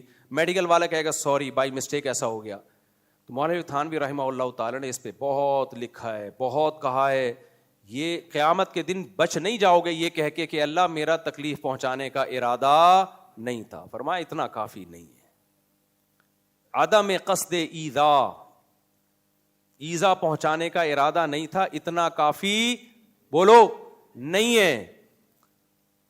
آپ دوسرے کے سامنے دانتوں سے خلال کر کر کے اپنے گوشت کے ٹکڑے نکال رہے ہو, لوگ کر رہے ہوتے ہیں یہ کام, سامنے بیٹھا ہے نکال کے کر رہا تھا, پھینک رہا. آپ کا ارادہ دوسرے کو تکلیف دینے کا ہے یا اپنے دانتوں کی صفائی کا ہے؟ صفائی کا ہے. آپ کو بھائی میں تو اپنی صفائی کر رہا ہوں. ایک صاحب میں نے دیکھا بیٹھے ہوئے ہیں, یوں کر کے کانوں کا نا تیلی گھما گھما کے میل نکال رہے ہیں. ان کے ساتھ ایک اور بندہ بیٹھا ہوا تھا. اس نے کہا یار یہ کیا کر رہا ہے بھائی, مجھے کیوں دکھا رہا ہے یہ؟ اس نے کہا سوری, پھر بھول گیا, پھر تھوڑی دیر میں یوں ہی نکال کے, تو اس کی لڑائی ہو گئی دونوں کی. جو نفیس آدمی ہوتا ہے نا اس کو گندگی سے نفرت ہوتی ہے, جو نفیس ہو ہی نہیں وہ کہے گا میں بھی نکال کے دکھاؤں تجھے, وہاں تو بھنگی پنے کا مقابلہ شروع ہو جاتا ہے. تو یہ بھی صاف پتہ چل رہا ہے بھائی کہ تکلیف دینے کا ارادہ نہیں ہے ان کا, اس کا ارادہ ہے کان کی صفائی کا. غلط جگہ پارکنگ, یہ تو اتنا ہے ہماری سوسائٹی میں غلط پارکنگ. اور ایک سوری کر لیتے ہیں بس آ کے, یہاں گلی میں دیکھو آپ, کون سی جگہ کی بات کر رہے ہو؟ ہاں مسجد کے سامنے نا بیانات میں لوگ پارکنگ کر دیتے ہیں, گاڑی کے لیے مڑنا مشکل ہو جاتا ہے. ابھی ویسے ہم انشاءاللہ یہاں پارکنگ کی جگہ بنائیں گے. ایک تو آپ لوگ سے گزارش ہے تھوڑا سا مسجد کے ساتھ تعاون کر لیں. سب سے غریب مسکین مسجد پورے نارتھ کراچی میں یہ ہے, جس کا خطیب دنیا میں سب سے زیادہ مشہور چل رہا ہے. جہاں بھی جاؤ اللہ تعالیٰ نے ہمارے غلطیوں پہ پردہ ڈالا ہوا ہے, اس لیے ہماری عزت ہو رہی ہے. تو انڈا موڑ پوری دنیا میں 7 بر اعظم میں انٹارکٹیکا میں بھی لوگوں کو پتا ہے انڈا موڑ کدھر ہے, لیکن مسجد کی حالت دیکھو آپ, کوئی کام نہیں ہوتا کیونکہ چندہ اس طرح سے مانگا ہی نہیں جا رہا ہم سے بھائی. تو اب میں کیا آپ لوگ کے سامنے کیا کشکول لے کے آؤں؟ حالات مسجد کے بہت خراب ہے میرے بھائی. دیکھو 2 کام ہم نے کرنے ہیں, آپ لوگ سے گزارش ہے کہ آپ وہ کروا دیں, انسان کے بچوں کی طرح کروا دو ورنہ اچھا نہیں ہوگا. ایک کام ہم نے سولر پلیٹیں لگانی ہے مسجد میں تاکہ بجلی کا بل کم ہو جائے. تو کوئی مخیر آدمی ہونا ذرا خاندانی قسم کا تگڑا, 2-4 لوگ ہی, پیسے ہمارے ہاتھ میں نہ دیں, کام کر کے دیں ہمیں. اگر آپ کے پاس کوئی بندہ ہے تو اس سے کام کروا لیں, ورنہ ہمارے پاس انجینئر ہیں, جامع رشید میں پورا سولر سسٹم لگایا ہے. کوئی خاندانی قسم کا بندہ اٹھے اور بولے بھائی مفتی صاحب یہ یا تو پیسے پکڑا دے, اس کا ایک پرچی کا میں خود اس کو حساب دوں گا, ٹھیک ہے نا, یہ دو کام, دوسرا بھی ابھی بتا رہا ہوں. دوسرا کام, یہ جو مسجد میں گھر دیکھ رہے ہیں نا امام مؤذن کے, یہ گھر آدھے مسجد کی حدود میں ہیں. یہ پچھلے امام صاحب نے غلط بنوا دیے, پچھلے سے پچھلے جو امام تھے انہوں نے غلط بنوائے. آدھے مسجد کے حدود میں, جب مسجد کے حدود میں ہوں گے تو وہاں ناپاکی کی حالت میں جا نہیں سکتے, تو گھر رہنے کے قابل نہیں ہے, مسجد استعمال ہو رہی ہے, بالکل غلط ہے. تو یہ ہم نے گرا کے مسجد کی توسیع کرنی ہے اور گھر ہم نے اس میدان میں فرنٹ پہ بنانے ہیں. تو اس کے لیے بھی 3-4 کروڑ روپے کا خرچہ چاہیے, کیونکہ یہ گھر گریں گے اور دوسرے گھر بنیں گے, اور وہ گھر مسجد کی ملکیت میں ہوں گے, آپ سب کے لیے صدقہ جاریہ ہوں گے. وہ جب تک مسجد رہے گی وہ مسجد کے ملازمین اس گھر کو استعمال کریں گے, اور مسجد کی اس بہانے توسیع بھی ہو جائے گی, کھلی ڈلی مسجد ہو جائے گی. تو کئی سال ہو گئے بولتے بولتے بولتے کچھ ہو ہی نہیں رہا. تو وہ چندہ مانگنے کے لیے اسپیشل کوئی بندہ بلانا پڑے گا کمیشن پہ, پھر دیکھو اس کے اندر سے چندہ نکلے گا, دل کی آواز ہوگی اس کی. تو اس لیے تھوڑا تعاون کر لیں آپ لوگ, اور دائیں بائیں کسی کو پیسے دینے کی ضرورت نہیں ہے. اس معاملے میں آپ ڈائریکٹ مجھ سے رابطہ کریں, یا مسجد کمیٹی کے جو ریلائبل لوگ ہیں ان سے ڈائریکٹ رابطہ کریں, اور مجھے بھی اطلاع دے دیں. اگر کوئی کرنا چاہتا ہے بہت ثواب ملے گا, صدقہ جاریہ ہے. ہماری مسجد کی آپ جا کے دیکھو, دائیں بائیں مسجدوں کی آپ حالت دیکھو اور ہماری مسجد کی حالت دیکھو, اور جو چل رہی ہے وہ بھی ایسے ہی چل رہی ہے. کبھی بل کے پیسے ہوتے ہیں, بل تو میرا خیال ہے کوئی بندہ دے رہا ہے شاید, تو لیکن بل بہت زیادہ بڑھتا چلا جا رہا ہے. اگر سولر پلیٹیں لگ جائیں, ہم گورنمنٹ کی اس سے سرکاری ملازم نہ رہے, ہم لوگ گورنمنٹ کی دسترس سے جو کے الیکٹرک پہ ڈیپینڈ کر رہے ہیں, وہ بھی تو سرکاری درباری ملا ہو گئے نا ایک طرح سے. آج کل درباری ملا کی جو ڈیفینیشن چل رہی ہے وہ یہ چل رہی ہے کہ گورنمنٹ سے جو بھی سہولت لے رہا ہے, تو کے الیکٹرک والوں سے جو بھی سہولت لے رہے ہیں وہ بھی کیا ہو گئے, درباری ملا. تو ہم چاہ رہے ہیں الفلاحیہ مسجد درباری ملاؤں کی مسجد نہ بنے, سولر پلیٹیں لگائیں, ڈائریکٹ اللہ سے ہم بجلی لیں. سورج جو بجلی دیتا ہے وہ ڈائریکٹ کون دے رہا ہوتا ہے, اللہ میاں دے رہے ہوتے ہیں. تو ڈائریکٹ اللہ میاں سے ہم بجلی لیں گے, ہم گورنمنٹ کے سے نہیں لیں گے بجلی, کہ الیکٹرک سے ہم جان چھڑائیں گے بھائی, کیونکہ بل بڑھتے چلے جا رہے ہیں. پھر ہم نے مسجد کو ایئر کنڈیشن بھی کرنا ہے, گرمیوں میں بہت بری حالت ہوتی ہے, اس کو ہم 2 مہینے ہی اے سی کو چلائیں گے, زیادہ نہیں چلائیں گے ہم. اور خاص طور پہ رمضان میں تو اعتکاف میں بڑی ضرورت ہوتی ہے. خیر یہ بیچ میں چندہ آ گیا, تو یہ پلان نہیں تھا میرا. آپ کا مفتی صاحب بڑا ہوشیار ہے, پہلے بات یہ کہ بیچ میں جو ہے نا اصل تو یہ بیان تھا, یہ بیچ میں ویسے ہی بات آ گئی جب مجھے غربت نظر آئی ہے نا مسجد میں. تو کیا بات کر رہا تھا میں, جلدی سے بات کو سمیٹ کے ختم کروں جلدی سے. ہاں, غلط جگہ پارکنگ. دیکھو یہاں گاڑی کھڑی کر دیتے ہیں, ادھر اگلا جو ہے وہ مصیبت میں آ گیا. یہ غلط پارکنگ کے تو اتنے واقعات ہیں. گاڑی کھڑی کر کے چلا جائے گا, جب گھنٹے بعد آئے گا اصل میں ایکچولی میں ادھر ہی گیا ہوا تھا, تو جدھر بھی گیا ہوا تھا تو نے گاڑی کھڑی کیوں کی ایسی جگہ پہ؟ کوئی جگہ نہیں مل رہی تھی. بھائی آپ کو اگر جگہ نہیں مل رہی, کوئی ہگنے کے لیے جگہ نہیں مل رہی, تو کسی کے سر پہ ہگ دو گے آپ؟ یہ کوئی بات ہے یار؟ یہ آپ کا ہیڈک ہے, آپ کو جگہ نہیں مل رہی, آپ پیمپر خریدو, آپ جو ہے وہ قبض کی گولیاں کھاؤ تاکہ قبض ہو آپ کو. یہ تھوڑی کہ آپ کو جگہ نہیں مل رہی تو کسی کے مکان کے آگے آپ گند ڈال کے جانا شروع کر دیں. آپ کو پارکنگ کی جگہ نہیں مل رہی, یہ اس کا ہیڈک نہیں ہے جس کو گاڑی نکالنے میں پرابلم ہو رہی ہے. یہ ہیڈک کس کا ہے؟ آپ کا ہیڈک ہے. بہت گڑبڑ کر رہے ہوتے ہیں لوگ اس معاملے میں. تو اس لیے مولوی تھانوی رحمہ اللہ تعالی کہا کرتے تھے, اسی طرح یاد رکھو, آدمی جب گھر میں آتا ہے شام کو, اس کی خواہش ہوتی ہے کہ گھر صاف ستھرا ملے. بعض خواتین, سب نہیں, زیادہ تر تو اچھی خواتین ہی ہیں جو بیان سن رہی ہیں, وہ بہت اچھی ہیں. مرد کی خواہش ہوتی ہے جب میں گھر میں آؤں شام کو تو گھر کیا ہو, صاف ستھرا. اس وقت گھر گندا ہوتا ہے, جب میاں گھر سے گیا ہوا ہوتا ہے اس وقت صفائی ستھرائی ہو رہی ہوتی ہے. تو جو سلیقے والے آدمی ہوتے ہیں ان کو بڑا غصہ آتا ہے, تکلیف ہوتی ہے, بیگم یہ گلاس ادھر پڑا ہوا ہے, یہ بچے کے پیمپر ادھر کیوں پڑے ہوئے ہیں, بس لڑائی شروع. آپ کو تو بس یہی آتا ہے, گھر میں آتے ہی چنگیز خان کی طرح, یہ ادھر کیوں پڑا ہوا ہے, یہ ادھر کیوں پڑا ہوا ہے, یہ ادھر کیوں پڑا ہوا ہے. بھائی عورت کو چاہیے کہ اپنے شوہر کے مزاج کا خیال کرے. وہ کہتی ہیں شوہر کو تکلیف ہو رہی ہے نا, وہ کہتی ہے میرا ارادہ آپ کو تکلیف دینے کا نہیں ہے, ایکچولی یہ ہو گیا. بھائی آپ کا ارادہ کس نے کہا کہ ہے؟ کون عورت ارادہ کر کے میاں کو ترسائے گی؟ لیکن آپ کو پتا ہے کہ میاں کو اس بات سے تکلیف ہوتی ہے. بھائی آپ ہاؤس وائف ہو, آپ آنے سے پہلے گھر کو کیا کر لو, صاف کر لو. اسی طرح بہت سی باتوں سے عورت کو تکلیف ہوتی ہے. اب آپ بیٹھے ہوئے ہو, شام کو گھر آئے ہو, بیگم آپ کے انتظار میں, موبائل میں لگ گئے, آپ بیٹھے ہوئے ٹھک ٹھک ٹھک, کس میں لگ گئے آپ؟ موبائل میں. عورت کو تکلیف ہو رہی ہے, بھائی ہمیں ٹائم دو, بچوں کو ٹائم دو, آپ موبائل میں لگے ہوئے, اس کو غصہ آ رہا ہے. جب کیس آیا مفتی صاحب کے پاس تو آپ کہہ رہے ہو کہ میرا ارادہ بیوی کو تکلیف دینے کا نہیں تھا. بھائی نہیں تھا, لیکن اس کو اس عمل سے تکلیف آپ کا ارادہ تکلیف دینے کا نہیں تھا, آپ کا ارادہ تھا ٹک ٹاک دیکھنے کا, فیس بک دیکھنے کا, یوٹیوب دیکھنے کا, کوئی لطیفہ سننے کا. لیکن جب اگلے کو اس سے تکلیف ہو رہی ہے, جی جی جی جی, اچھا بھائی, اور ٹھیلے والا ہے نا, یہ کہہ رہے ہیں کہ وہ اس سے بھی بالکل بالکل صحیح ہے, جو میں ان سے انشاءاللہ ہم کہتے ہیں کو سائڈ پہ لگایا کہ اپنا ٹھیلا, یہ صحیح کہہ رہے ہیں, گاڑیوں کے مڑنے میں بڑی پرابلم ہوتی ہے اس سے. تو ٹھیک ہے, جزاک اللہ.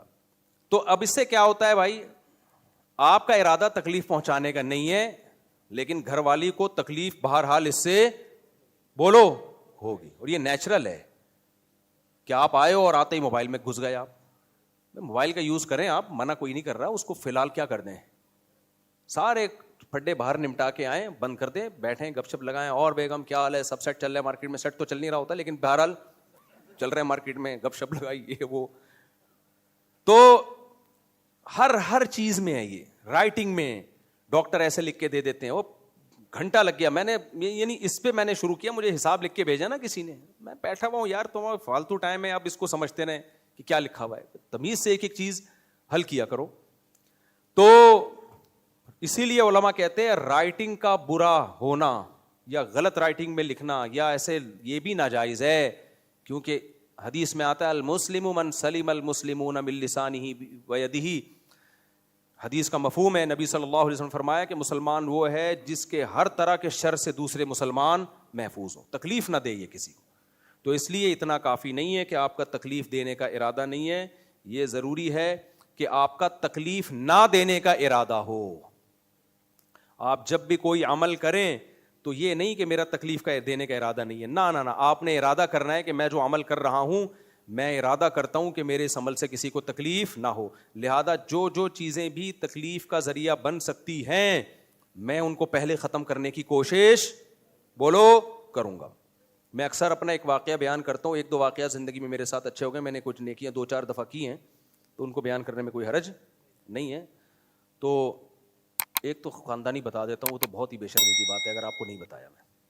میرا ایک مکان ہے, میں نے کرائے پہ لیا ہوا ہے نا, تو مالک مکان نے مجھے کہا کہ صاحب 1 جنوری آ گئی, آپ, میں اس کو جو ہے نا 2-3 مہینے کا ایڈوانس کرایہ دیتا ہوں تاکہ میرے لیے بھی ٹینشن نہ ہو.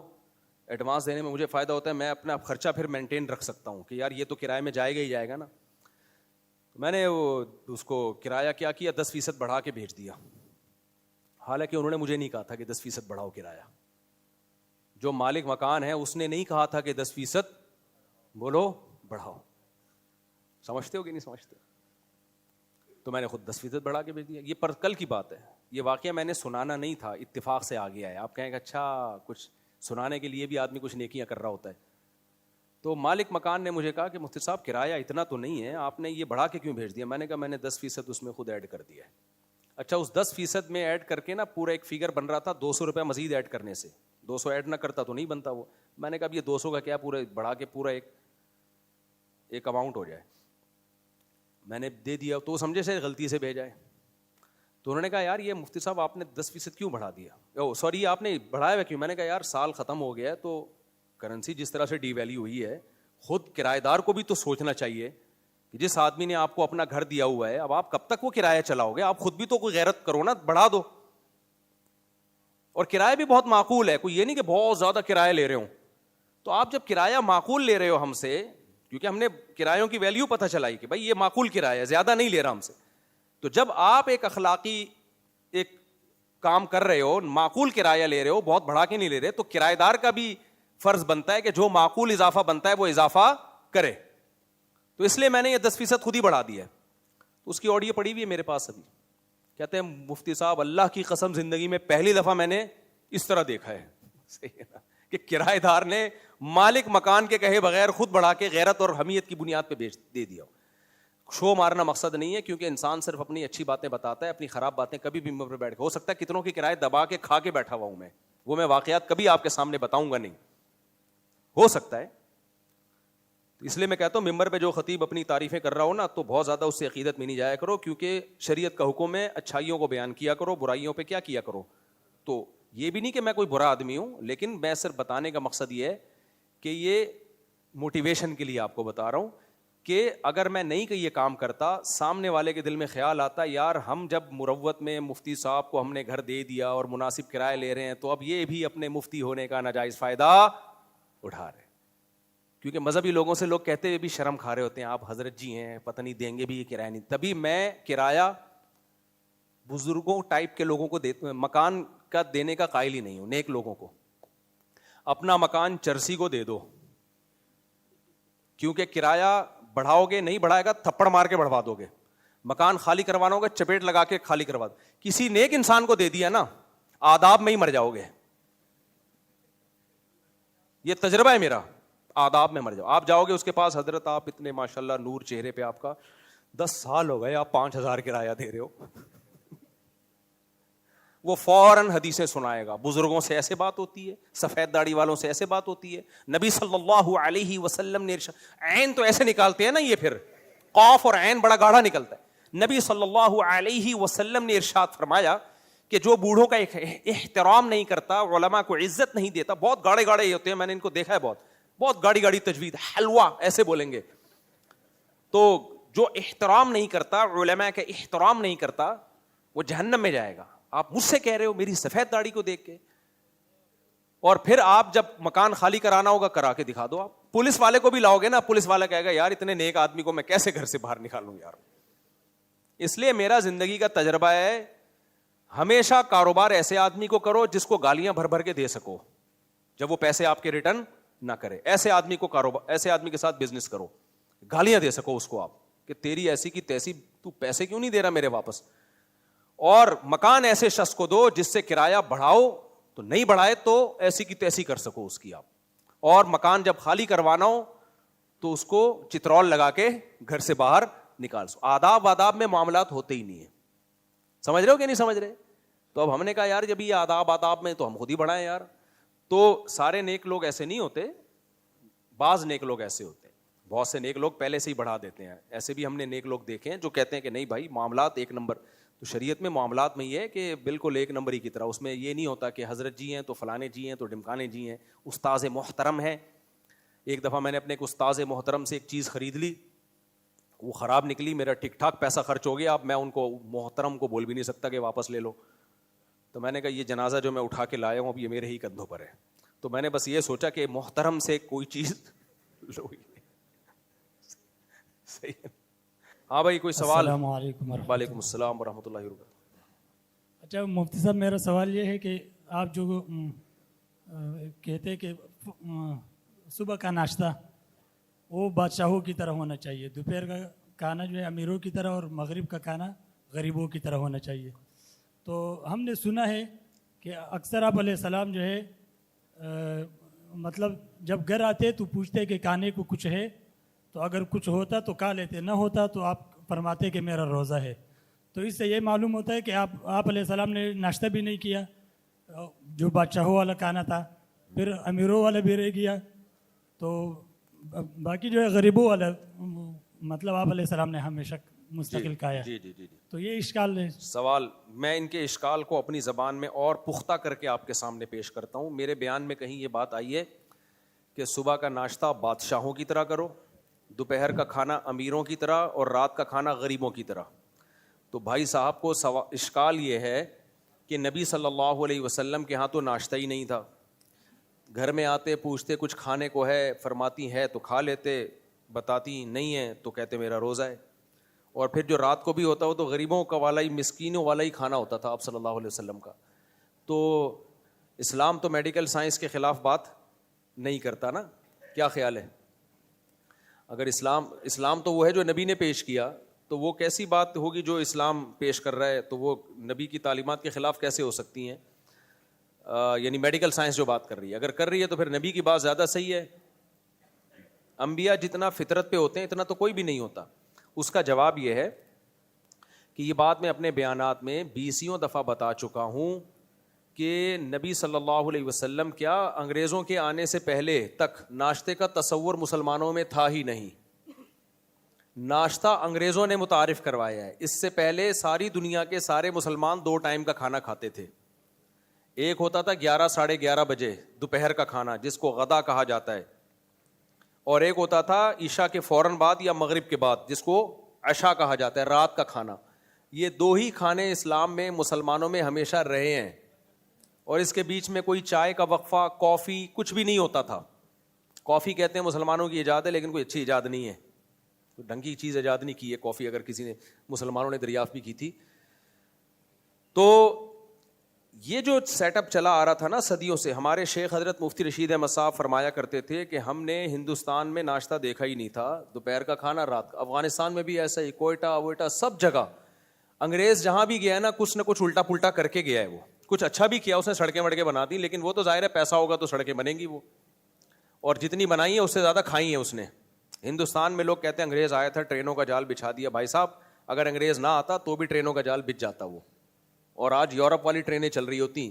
انگریز نے جتنا انویسٹ کیا نا ہندوستان پہ، سارا گولڈ لے کے وہ چلا گیا تھا برطانیہ، تو کھایا زیادہ ہے لگایا بہت کم ہے. تو اس لیے اتنی زیادہ انگریزوں کی تعریفیں ہمارے سامنے نہ کیا کرو. تو ناشتہ بھی وہ لے کر آیا، چائے بھی وہ لے کر آیا، نشہ بھی وہ لے کر آیا، ڈرگس بھی وہ لے کر آیا. اب لوگ 3 ٹائم کھا کے مستنڈے بن رہے ہیں، ناشتہ کرتے ہیں، پھر کھانا کھاتے ہیں، پھر رات کا کھانا کھاتے ہیں. پھر کچھ حکیموں نے بھی ناشتے کو، ناشتہ بہت ضروری ہے، کچھ بھی ضروری نہیں ہے ناشتہ واشتہ، سمجھ رہے ہو. تو یہ جو ہے نا کہ ناشتہ بادشاہوں کی طرح کرو، یہ اس صورت میں ہے کہ اگر آپ نے کرنا ہی ہے، آپ نے 3 ٹائم کھانا کھانا ہی ہے جو کہ لوگ کھا رہے ہیں، تو پھر اس میں یہ ہے کہ چونکہ صبح کے وقت آپ کا میٹابولزم بہت فاسٹ ہوتا ہے، اس وقت بھاری بھرکم غذائیں ہضم ہو جاتی ہیں. اگر کرنا ہی ہے ناشتہ تو سب سے سپیریئر چیز پھر کیا ہونی چاہیے؟ ناشتہ. دوپہر بھی سن لائٹ ہوتی ہے، تو سن لائٹ میں جو کھایا جاتا ہے دوپہر میں وہ بھی فیٹ بہت زیادہ نہیں بنتا. رات کو جو آپ کھا رہے ہیں نا وہ تو جب سو جائیں گے نا آپ تو وہ یوٹیلائز تھوڑے ہی ہو رہا ہے، اس میں بیماریوں کا خطرہ زیادہ ہے. تو یہ ان لوگوں کے لیے کہا جاتا ہے جن کم بختوں نے، مجھ سمیت، میں بھی کرتا ہوں ناشتہ، لیکن دوپہر کا کھانا سردیوں میں نہیں کھاتا. میں کھاتا ہوں تو پھر رات کو کم کر دیتا ہوں.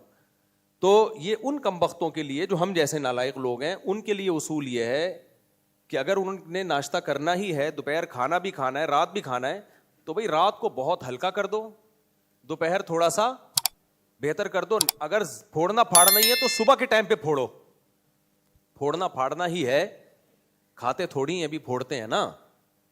کیا ہو گیا آپ لوگ کو سمجھ میں نہیں آ رہا؟ ہم لوگ کھانا کھاتے ہیں یا کھانا پھوڑتے ہیں؟ تو یہ پھوڑنا پھاڑنا صبح ہونا چاہیے. ہم لوگ پھوڑ پھاڑ رہے ہیں رات کو. شادیوں میں نان اور مرغو مسلم اور بیف بریانی، چکن بریانی اور چکن تکے اور بیف بوٹی، یہ سب پھوڑا کب جا رہا ہے؟ اور روٹی بھی نہیں ہوتے نا، وہ ہوتی ہے تافتان ہوتے ہیں بالکل، یعنی کاربوہائیڈریٹ کا کنستر، اور اس میں وہ بھی نہیں ہے، یعنی میدے کے بنے ہوئے ہوتے ہیں. پروٹین تو زیرو ہے نا اس میں. کیا ہے پروٹین اس میں؟ وہ کھاتے ہیں رات کو اور پھر سوتے ہیں، اور ایک دن صبح اٹھتے ہی نہیں ہے. پولیس بھی آتی ہے اٹھانے کے لیے، نہیں اٹھتے. تو یہ ان لوگوں کے لیے کہا جاتا ہے کہ بھائی جنہوں نے کھانا ہی ہے تو وہ اپنی پھوڑنا ہی ہے، تو سب سے زیادہ اگر پھوڑنا ہی ہے تو صبح کے ٹائم پہ پھوڑیں گے. اس کے نقصانات بھی ہوں گے مگر کم ہوں گے.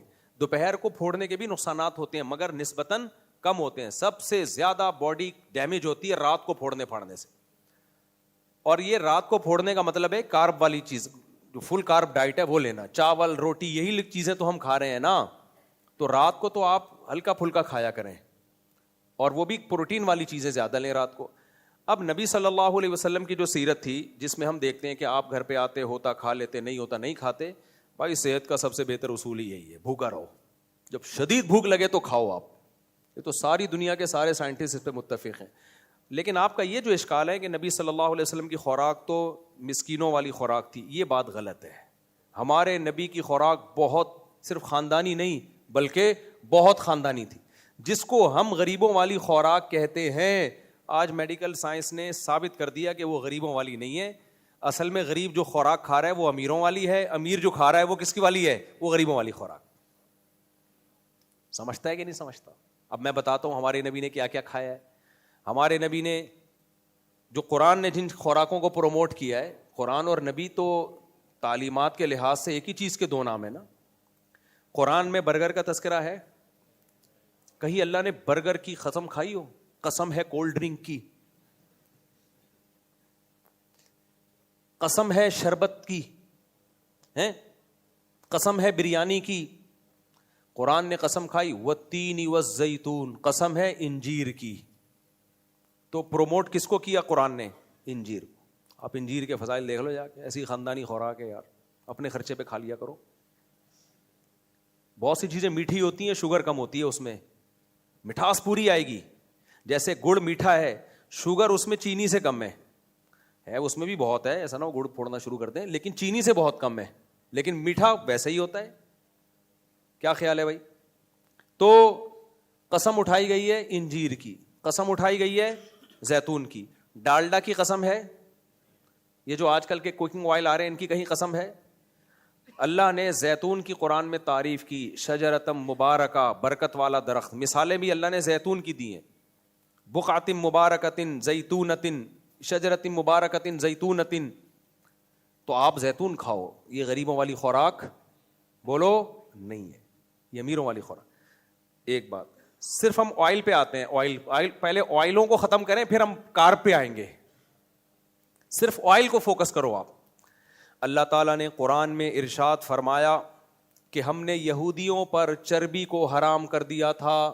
وحرمنا علیہم شحومہما، یہودیوں کو کہا تھا کہ اونٹ اور گائے کا صرف گوشت کھانا ہے، دمبے کا گوشت کھانا ہے، چربی کو ہاتھ نہیں لگانا. کیوں؟ کیا اس چربی سے فیٹ پیدا ہو رہا ہے، اس سے بیماریاں آ رہی ہیں؟ نہ، اللہ کو یہودیوں سے اتنی محبت نہیں تھی کہ اللہ ان کو صحت دینا چاہتے تھے.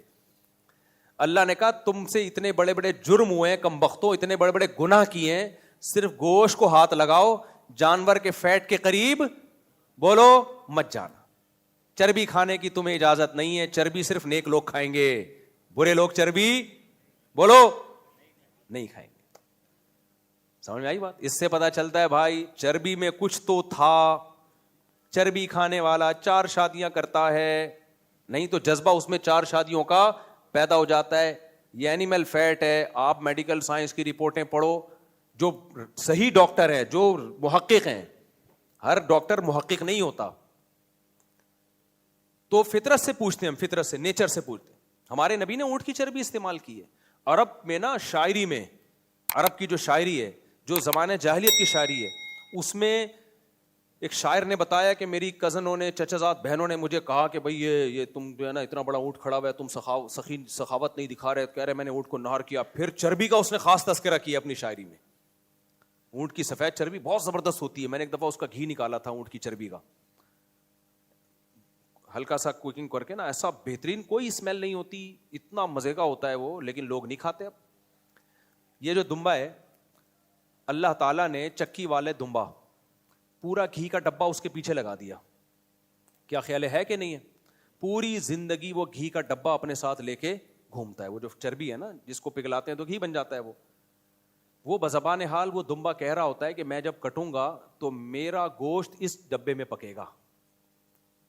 بزبان حال وہ، یہ فطرت، یہ نیچر کی، یہ گفٹ، فطرت کے گفٹ ہیں ہمارے لیے. یہ اللہ کے گفٹ ہیں. کس کے لیے؟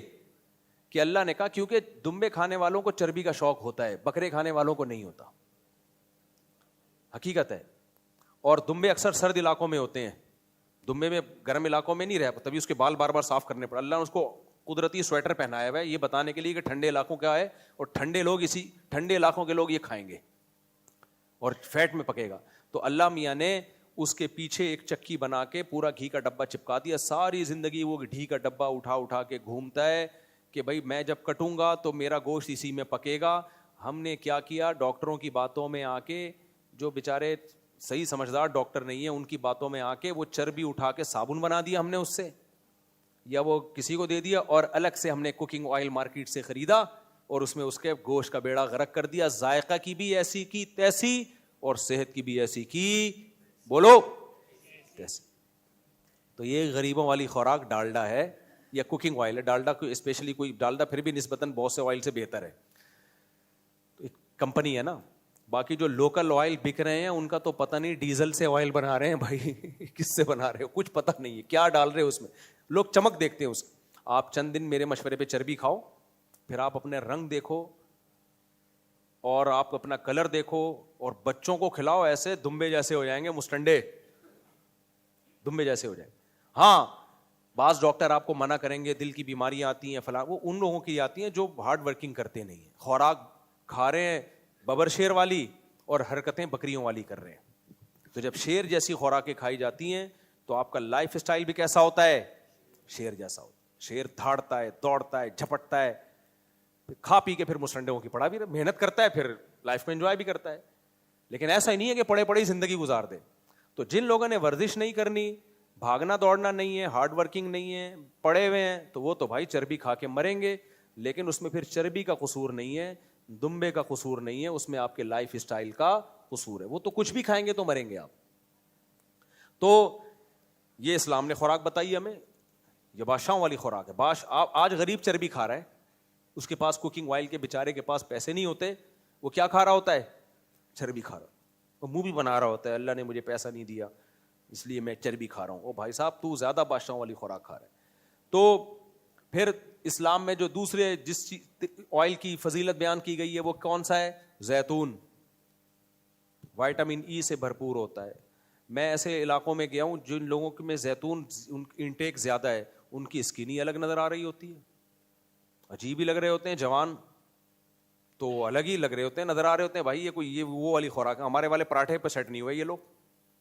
تو اب زیتون میں لوگ کہتے ہیں ایکچولی مہنگا بہت ہے. بھائی صاحب, زیتون کا 1 چمچ ڈلتا ہے اور یہ جو دوسرے کوکنگ آئل ان کے 6 چمچ ڈلتے ہیں, تو نتیجہ وہی نکل جاتا ہے. لیکن دماغ جب آدمی کا سیٹنگ پہ نہ ہو تو کیا کر سکتے ہیں.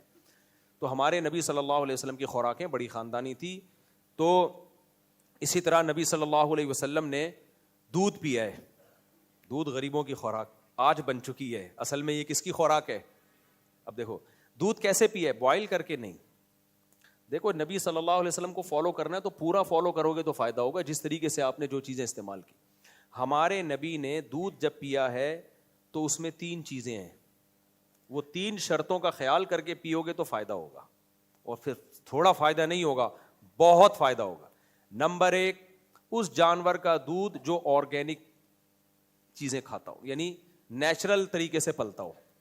آج کل کراچی میں بھینسوں کو باندھ کے بھینسوں کی مرضی کا نہیں اپنی مرضی کا کھلایا جاتا ہے ان کو. سمجھتے ہو کہ نہیں سمجھتے؟ ہمارے ایک دوست ہیں, ان کی بھینس اور ان کی گائے کا دودھ بہت میٹھا. میں نے کہا اتنا ٹیسٹی دودھ؟ کہتے ہیں ہمارے گھر کا دودھ ہے بھائی ایسا خاندانی ہے, اتنی موٹی ملائی اور اتنا میٹھا دودھ, ایسا لگتا ہے چینی ملائی ہوئی ہے. میں نے کہا بھائی اتنا میٹھا اور اتنی موٹی ملائی, جب خوراک دیکھی تو کیک اور پیسٹریاں کھلائی جا رہی ہیں گائے کو. ہمارے دوست ہیں, آپ کبھی کہو تو میں ملوا بھی دوں گا ان سے. میں نے کہا یہ کیک کہاں سے لاتا ہے بھائی تو؟ کہتے ہیں جتنا بیکریوں کا بچا ہوا کیک پیسٹریاں جو ضائع ہونے والی ہوتی ہیں وہ لا کے میں کس کو کھلا دیتا ہوں؟ گائے کو. چارے میں ملا کے ایک دم سے کھلاؤ گے تو خراب ہو جائے گا پیٹ, آہستہ آہستہ یوز ٹو کرنا پڑتا. اس کے بعد جو ان کے دودھ میں گاڑھا پن اور مٹھاس آتی ہے, مزے کا بہت ہوتا ہے, لیکن اس میں صحت کی ایسی کی بولو تیسی. جو گھاس چرنے والی گائے ہے نا, اس کے دودھ میں نہ اتنی مٹھاس ہوگی نہ فیٹ ہوگا, وہ زیادہ فائدے مند ہے. جو دھوپ میں پھر رہی ہوتی ہے, حدیث میں ایک فضیلت ہے, حدیث کی سند کی مجھے تحقیق نہیں ہے پورے طور پر, غالباً صحیح حدیث ہے. آپ نے فرمایا گائے کا دودھ پیا کرو کیونکہ ترمو فی الارض, وہ زمین میں چرتی پھرتی ہے, ہر طرح کی جڑی بوٹیاں کھا رہی ہوتی ہے. اب جو گائے مارکیٹ میں آ رہی ہیں یا بھینسیں مارکیٹ میں آ رہی ہیں, کم بختوں کو دھوپ بھی نہیں ملتی, ہر وقت ویکسینیشن کے ٹیکے لگ رہے ہوتے ہیں بیچاریوں کو, اور ان کو دیسی گھی کھلایا جا رہا ہے جو ان کی نیچرل خوراک بولو نہیں ہے, اور ان کو باندھ کے ونڈے کھلائے جا رہے ہیں. گندم اس میں بہت زیادہ ہوتی ہے, گندم تو فل کارب ڈائٹ ہے, اور یہ گندم وہ گندم ہے بھی نہیں جو 100 سال پہلے ہمارے باپ دادے کھایا کرتے تھے. پہلے جو گندم کھائی جاتی تو اس میں تو منرلز تھے, اب جو گندم میں منرل کی ایسی کی تیسی ہوئی ہے, ہائیبریڈ قسم کی گندم آ رہی ہے اور اس میں شوگر ہی شوگر ہے. تو وہ آپ ونڈے کھلا کے نا, تو ہم بس اس پہ خوش ہوتے ہیں کہ بھائی یہ اتنا گاڑھا دودھ اور اتنا زیادہ دودھ. کوانٹٹی کو فوکس کر رہے ہوتے ہیں اور ٹیسٹ کو فوکس کر رہے ہوتے ہیں, اور ورنہ دودھ کی ایسی کی بھائی دودھ میں فیٹ جتنا زیادہ ہوگا وہ فائدے مند تھوڑی ہے, سمجھ رہے ہو, وہ فائدے مند تھوڑی ہے, اس میں منرلز تو ختم ہو گئے. تو نبی صلی اللہ علیہ وسلم نے جن جانوروں کا دودھ پیا ہے وہ چرنے والے جانور ہیں. ایک شرط ہو گئی دودھ میں, پہلی شرط کیا ہے؟ چرنے والا جانور. نمبر 2, بھوک کی حالت میں پیا ہے آپ نے.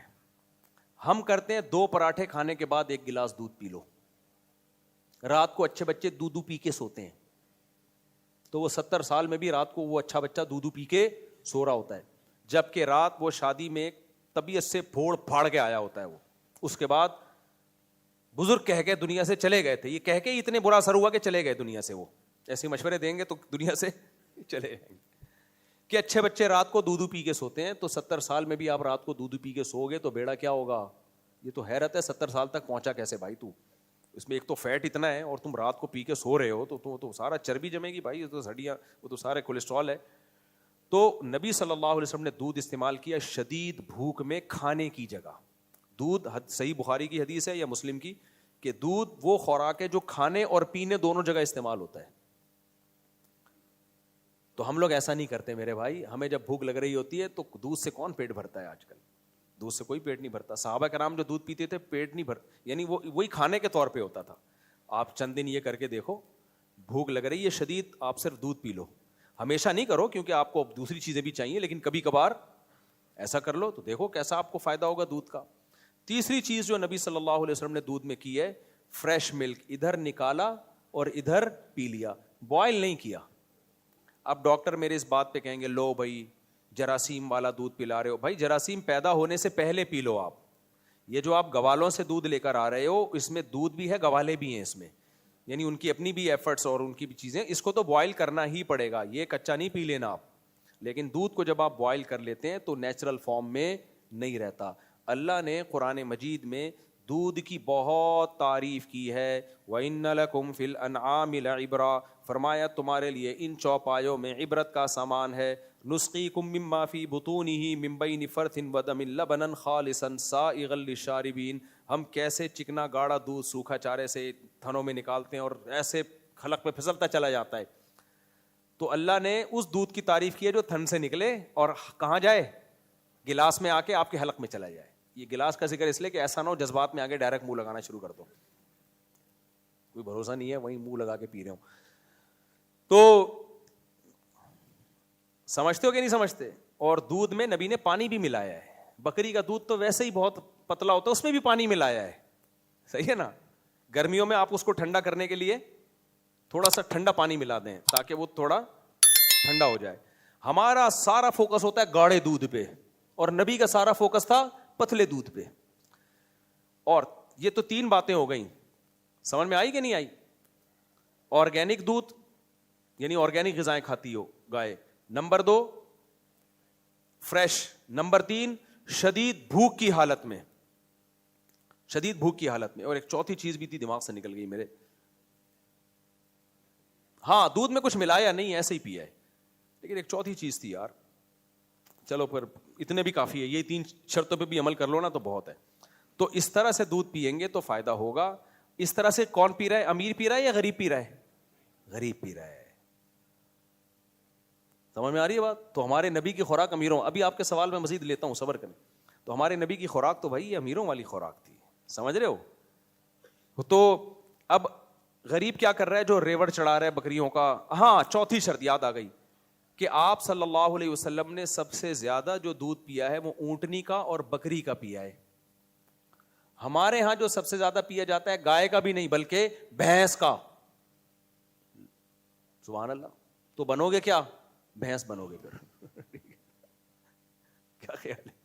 کیا بنو گے پھر؟ بھائی جو جانور ہے تو وہی بن جاؤ گے. تو پھر بھی نہ پینے سے بہتر ہے وہی پی لو، لیکن فوکس زیادہ بکری اور اونٹنی. اونٹنی کے دودھ تو 0 فیٹ ہوتا ہے، اس میں ہے ہی نہیں فیٹ اس میں. تو یہ 4 شرطوں کے ساتھ دودھ پیا جائے تو پھر وہ دودھ ہے. ہم جو پی رہے ہیں وہ نہیں. تو یہ 4 شرطوں کے ساتھ امیر پیتا ہے یا غریب پیتا ہے؟ غریب. امیر کیسے پیتا ہے؟ آئیے ہم اس کی طرف آتے ہیں. امیر اول تو کھلا دودھ اب پینا ہی چھوڑ دیا امیر نے، وہ ڈبے کا دودھ پیے گا پیکنگ کا. اس پہ لکھا ہوا ہوگا اتنا زنک اتنا فلانا، زنک ونک پتہ نہیں ہوتا ہے نہیں ہوتا دودھ میں، وال اتنا ہے. وہ لکھنے پر گورنمنٹ کی طرف سے کوئی پابندی نہیں. یہ بیچارہ ایمان لے آتا ہے کہ لکھا ہوا ہے تو ہوگا بھی. ایک دفعہ یہ جو جہازوں میں یہ ملتے ہیں نا پیکنگ کے جوس، فریش ملک پیکنگ کا ہوتا ہے، فریش ملک کہہ رہا ہوں، فریش جوس، اس پہ لکھا ہوتا ہے وائٹامن سی اور فلانا ڈمکانا. میں جب بھی پیتا تھا میرا گلا بیٹھتا تھا. میں پیکنگ کی کوئی بھی چیز کھاؤں نا میرا گلا اور پیٹ بتا دیتا ہے کہ الٹی چیز کھائیے. میرا گلا اور پیٹ بہت سینسیٹیو ہے، اللہ نے اس لیے رکھا تھا تاکہ میں لوگوں کو بتا سکوں. خود ہی میرا گلا لیب ہے جو بتا دیتا ہے کہ یہ غلط چیز پیٹ میں گئی ہے. میں نے بڑی بڑی بہترین کمپنیوں کے پیکنگ کے جوس پی کے دیکھے ہیں، نہ کہیں نہ کہیں جا کے اندر بتاتے ہیں کہ غلط چیز گئی ہے. آپ جوس پینا ہے بول تو جوس پیو نہیں، پھل کھاؤ. پینا ہے تو بھائی خود نکالو جوس پیو، وہ ہے خالص. اس کے علاوہ بکواس ہے. جو بول رہے خالص اس میں کچھ کیمیکل ڈالے جاتے ہیں اس کو محفوظ کرنے کے لیے، وہ کیمیکل نقصان دہ ہوتے ہیں. ڈاکٹر لوگ کہتے ہیں اتنے تھوڑے ڈالے جاتے ہیں نقصان نہیں ہو رہے. ہوتا ہے بھائی، چلو ایک دفعہ پیتا ہے تو لوگ پیتے بھی تو ڈیلی ہے نا، پھر وہ نقصان دیتے ہیں. تو اس لیے یہ جوس موس سب ٹوپی ڈرامہ ہے. پیکنگ کی جو بھی چیز، بڑے بڑے ریلائبل ڈاکٹروں سے میں نے سنا ہے کہ جس چیز کا ٹی وی میں ایڈ آ رہا ہے، انٹرنیٹ پہ ایڈ آ رہا ہے کہ یہ کھاؤ، وہ کبھی بھی مت کھاؤ. صحیح ہے نا؟ ہاں ایسی چیز کا ایڈ آ رہا ہے کہ وہ کھاؤ ریڈی والے سے خرید کے، تو وہ کھا لو آپ. اچھا ایک منجن اور بھی بک رہا ہے. ڈاکٹر لوگ کیا کر رہے ہیں، کسی چیز کے بڑے فضائل. اب مثال کے طور پر ایک چیز بڑی مارکیٹ میں چل رہی ہے، میں جب ان چیز کی تحقیق کرتا ہوں نا، اس کی ڈیپ میں جاتا ہوں میں. ایک چیز آج کل بڑی چلی ہے، کافی میں آپ ناریل کا تیل ملا کے پیئیں. بلٹ پروف کافی ہے، اس سے کیا ہوگا آپ کے دماغوں کی جو ہے ٹھن ہو جائے گا، اور وہ ناریل کا تیل جہاں ٹھیاؤں جا کے یوں کر دے گا. اس کے بعد پھر یہ اگر آپ کو چاہیے ناریل کا تیل تو میرے پاس یہ ناریل کا تیل دستیاب ہے. سارے فراڈی نہیں ہوتے اس میں، اچھے لوگ بھی ہوتے ہیں کہ چلو آپ نے فضائل سنائے اور اس کے بعد اپنی پروڈکٹ بیچے، جائز ہے یہ، لیکن فضائل تو صحیح سناؤ نا، فضائل تو صحیح سناؤ. یہ کیا ریسرچ سے یہ سب ثابت بھی ہے یا نہیں ہے؟ ہم جب بڑے بڑے ڈاکٹروں سے رابطہ ہوا، انہوں نے کہا ٹوپی ڈرامہ ہے بھائی. کافی میں آپ ذائقے کے لیے آپ ناریل کا یا کوئی بھی تیل ملا کے پی لیں، ثواب ملے گا آپ کو، ذائقہ اچھا آ گیا. اتنے جو فضائل ہیں نا، دماغ کی یہ والی رگ پہ جا کے یوں کر یاداشت بہتر ہوگا، ایسا کچھ بھی نہیں ہے. سمجھتے ہو کہ نہیں سمجھتے؟ تو ناریل کے تیل کے جو اپنے فائدے ہیں وہ تو ویسے ہی مل جائیں گے آپ کو. تو یہ کافی اور اس کا ملاپ کا کوئی بہت بڑی کوئی راکٹ سائنس نہیں ہے. لیکن آپ دیکھو ڈاکٹر پھینکے جا رہے ہیں. ہمارے یہاں لوگ کیا کر رہے ہیں، نیچے کمنٹس ویل ڈن. جب آپ بڑے ڈاکٹروں سے رابطہ کرو گے امریکہ میں، جاپان میں، ان لوگوں سے، اب کیونکہ ہماری تو اتنی پی آر بن گئی ہے، تو وہ کہتے ہیں بھائی یہ منجن بک رہا ہے، یہ کسی کو اپنی پروڈکٹ بیچنی تھی گورے کو، اس نے یہ منجن چلا کے وہ تو مر گیا، اب اس کی پروڈکٹ مارکیٹ میں کیا کر رہی ہے، اب وہ دیسی ڈاکٹر جو ہے نا وہ منجن بیچ رہے ہیں. تو یہ یوٹیوب پہ فوراً بھروسہ نہ، اچھی باتیں بھی ہوتی ہیں یوٹیوب پہ، بعض ڈاکٹر بڑے ریلائبل ہیں، وہ بہت صحیح بات کر رہے ہوتے ہیں اور اپنی پروڈکٹ بھی بیچ رہے ہوتے ہیں، تو کوئی بات نہیں، آپ صحیح بات کر کے اگر پروڈکٹ بیچ دیں تو کوئی اعتراض. بھائی انہوں نے بتایا زیتون کے اتنے فائدے ہیں تو خالص زیتون ہمارے یہاں سے ملے گا، تو اس میں کوئی حرج نہیں ہے کہ آپ اپنا بزنس بھی کرو اور لوگوں کو صحیح بات بتاؤ. لیکن میجورٹی اس میں دو نمبر ہی کر رہی ہے. وہ بزنس کے حوالے سے، بزنس اپنا مقصد ہوتا ہے، اس میں غلط ریسرچ ہوتی ہے، ان کو خود ریسرچ کا پتہ نہیں ہوتا. ایسے ڈاکٹر ہیں یوٹیوب پہ، انہوں نے بتایا امریکہ سے ریسرچ پیپر شائع ہوئے ہیں، اس میں یہ ہے. میں نے امریکہ میں ڈاکٹروں کو ریسرچ پیپر بھیجے، فون کیا ان کو بتایا، انہوں نے کہا ایسا کوئی، یہ شائع ہوئے تھے 50 سال پہلے جو ایکسپائر ہو گئے ہیں، اس پہ غلط ڈیٹ لکھی ہوئی ہے، یہ ابھی کے ہے نہیں، ابھی کے یہ پرانے ہیں اور ریجیکٹ ہو چکے ہیں یہ. تو اس لیے یوٹیوب پہ آپ 100% بھروسہ نہ کریں، وہاں سے معلومات لیں، لیکن معلومات لینے کے بعد ریلائبل ڈاکٹروں سے رابطہ کریں کہ یہ معلومات درست بھی ہیں یا نہیں ہے. تو میں جلدی سے بات کو سمیٹوں، ان کی بات کو ختم کروں، یہ بہت لمبا جواب دے دیا میں نے. تو بھائی اب کیا کر رہا ہے غریب آدمی، تو 100% صحیح دودھ پی رہا ہے، جو گاؤں دیہاتوں میں بکریاں چرا رہا ہے، تبھی وہ 100 سال جیتا ہے. صحیح ہے نا، اور خود بھی تو چر رہا ہے بکریوں کے ساتھ ساتھ، چلتا بھی ہے، واکنگ بھی کرتا ہے. امیر آدمی کیا کر رہا ہے، غریبوں والی خوراک کھا رہا ہے. وہ پیکنگ کا دودھ لے گا اور اس کے زبردست اشتہارات، اور پھر یوں سفید چمکتا ہوا، اور اس کو دکھایا جائے گا یہ پیا اور یہ ڈولے بن گئے. کچھ بھی نہیں بن رہا میرے بھائی. یہ سارے قبرستان جو اتنی اسپیڈ کے ساتھ بھر رہے ہیں نا، یہ ڈبے پہ سیٹ ہوئے ہوئے لوگ ہیں، یہ دیسی پہ سیٹ ہوئے ہوئے لوگ بولو نہیں ہے. تو ہمارے نبی نے، اچھا کارب بھی انسان کے، اناج بھی ضروری ہے. بعض ڈاکٹروں نے تو غلے کو، اناج کو نکال ہی دیا کہ بس پروٹین لو پروٹین لو. غلط ہے بھائی، پیغمبروں نے، تمام پیغمبروں نے روٹی کھائی ہے، اناج کھایا ہے، اس کے بغیر گزارا نہیں ہے انسان کا. انسان اپنی باڈی سے تھوڑی لڑ سکتا ہے، نیچر سے تھوڑی لڑ سکتا ہے، لیکن ہمارے نبی نے وہ اناج کھایا ہے جس میں کارب سب سے کم ہے، وہ ہے جو. کیا کھایا ہے؟ جو. آپ صلی اللہ علیہ وسلم جو کی روٹی کھاتے تھے، اس میں سب سے کم اور پیٹ کے لیے سب سے مفید ہے وہ. تو جو کا دلیا کھا لو، یا جو کی، میں بھی نہیں کھاتا، باتیں کر رہا ہوں میں. سیٹ ہم لوگ پراٹھوں پہ ہو گئے، وہ نوالا جب تک بھاری بھرکم پیٹ میں گرے ہی نہیں، ٹھا کر کے مزہ ہی نہیں آتا میں. لیکن یہ اچھا نہیں ہے، صحیح ہے نا، اچھا نہیں ہے. تو جو کی روٹی کھاتے تھے، جو آج غریبوں کی خوراک سمجھی جاتی ہے. غریب بیچارے گاؤں دیہاتوں میں کوئی مکئی کی کھا رہا ہوتا ہے، کوئی جو کی کھا رہا ہوتا ہے. امیر لوگ کیا کھاتے ہیں؟ گندم کی روٹی، اور گندم بھی نہیں، میدے کی روٹی کھاتے ہیں. تو غریبوں والی خوراک اصل میں امیروں والی ہونی چاہیے. سمجھتے ہو؟ تو ہمارے نبی نے. اور تیسرا پھلوں میں ہمارے نبی نے تعریف کی ہے تو انار کی, جو روایات ہمیں ملتی ہیں, بہترین پھل ہے انار. اور قرآن نے بھی اس کا تذکرہ کیا, انظروا الی ثمرہ اذا اثمر. اللہ کہتے ہیں اس انار کے پکنے کے پروسیس کو دیکھو کیسے پکتا ہے, اتنا فائدہ مند پھل ہے انار, اس کا بھی جوس نکال کے پی لیتے ہیں. چلو نہ پینے سے بہتر ہے, لیکن بھائی انار کھایا کرو, بہت خاندانی چیز ہے. اور کھجور کھایا ہمارے نبی نے, اور کھجور بھی آپ نے خوراک کی جگہ استعمال کی ہے. آپ ذرا چند دن بھوک میں آپ کھجور سے پیٹ بھرو, پیٹ خراب ہو جائے گا آپ کا, گرمی ہو جائے گی, لیکن یوز ٹو, آہستہ آہستہ کیا کرو, عادت ڈالو. کھجور ایسی خاندانی چیز ہے بھائی, اتنے فائدے ہیں اس کے, اتنے فائدے ہیں. پریگننسی میں کھجور کہتے ہیں, رپورٹ ہے کہ اتنا چھوٹا اور اتنے وائٹامنس اور منرلز کسی پھل میں, اتنے سے پھل میں نہیں ہیں جتنے اکیلے اللہ نے کھجور میں رکھے. کھاتے ہیں لوگ کھجور, کیسے کھاتے ہیں؟ افطاری میں 2 کھجور یوں لیا, ڈائریکٹ پکوڑے پہ آ گئے. وہ تلا ہوا پکوڑا, اس کھجور سے جو تھوڑا سا فائدہ ہوا تھا اس کا بھی بیڑا غرق. اور اس کے بعد کافی پی کے جو منرلز کچھ حاصل ہوا, آئرن وائرن کی, تو کافی ویسے ہی بیڑا غرق کر دیتی ہے. چائے کافی آئرن کو ٹھکانے لگنے ہی نہیں دیتے, وہ سارا باڈی, تبھی تو آئرن ڈیفیشنسی چل رہی ہے. بھائی تو کافی اتنا پی رہا ہے, اور پی رہا تو یہ ڈیفیشنسی ہی چلے گی. پھر وہ جو پیشاب بلا رہی ہے دبا کے, وہ الگ, پانی کی جسم میں کمی, بڑے مسائل ہیں. میں ڈاکٹر نہیں ہوں, میں یہ ٹاپک لے کے بیٹھوں. تو ہمارے نبی صلی اللہ علیہ وسلم کی خوراکیں بڑی خاندانی تھی. اور جو آپ صلی اللہ علیہ وسلم اکثر بھوک سے رہا کرتے تھے, تو آپ ڈاکٹروں سے پوچھو, آج تو بھوک کے فضائل ڈاکٹر بیان کر رہے ہیں. ہاں اتنا ضرور ہے کہ اتنا زیادہ آگے نہ جاؤ جتنا نبی صلی اللہ علیہ وسلم نے کم خوراک کھائی ہے, کیونکہ ہمارے نبی کی نیچرلی بہت اچھی صحت تھی, آپ کو بہت زیادہ خوراک کی ضرورت بھی نہیں تھی. تو اب لوگ ایسا نہ ہو کہ فاقے کرنا شروع کر دیں تو بالکل ہی غائب ہو جائیں. 2 ٹائم کا کر لو خوراک, یا اگر 3 ٹائم ہی کھانا ہے تو 1 ٹائم کچھ ہلکا پھلکا, یعنی وہ سیلڈ وغیرہ سے پیٹ بھر لیا. ایکسرسائز کو فوکس کرو, اچھی خوراک, دودھ ہو گیا, انڈے ہو گئے, ہاف بوائل انڈے ہو گئے, دیسی انڈے اپنے خرچے پہ. مجھ سے لوگ مانگنے آ جاتے ہیں کہ اپنا مرغا ہمیں دے دو, مرغی ہمیں دے دو. اور شہد, ہاں خاندانی چیز ہے بھائی, شہد بہترین چیز ہے. شہد استعمال کر لیا آپ نے, یہ سب چیزیں کھاؤ. اب فوراً غربت کا, ہمارے پاس اتنے پیسے کہاں ہیں. جن چیزوں پہ آپ پیسہ خرچ کر رہے ہو نا, اگر پیسے نہ ہوتے تو ان پہ خرچ نہ ہوتا. پیسہ ہے, دماغ خراب ہوا ہوا ہے. تو اور یہ جو لوگ کہتے ہیں نا ہم تو اتنی اچھی خوراک کھا رہے ہیں صحت بنتی نہیں, بھائی آپ پھر کولڈ ڈرنک پیتے ہو. میٹھا تو یہ ریسرچ سے, تحقیق سے ثابت ہو چکا ہے. کچھ تھیوریز ہوتی ہیں, نظریات ہوتے ہیں, وہ تحقیق سے ثابت نہیں ہوتے. اس خوراک میں یہ فائدہ, یہ نقصان, ڈاکٹر کہتے ہیں نظریہ ہے, یہ تھیوری ہے, ابھی ریسرچ نہیں ہے. 2 چیزوں پہ تو ریسرچ ہو چکی ہے. میٹھا زیادہ کھانا بیڑا غرق کرے گا صحت کا, یہ ریسرچ سے ثابت شدہ چیز ہے.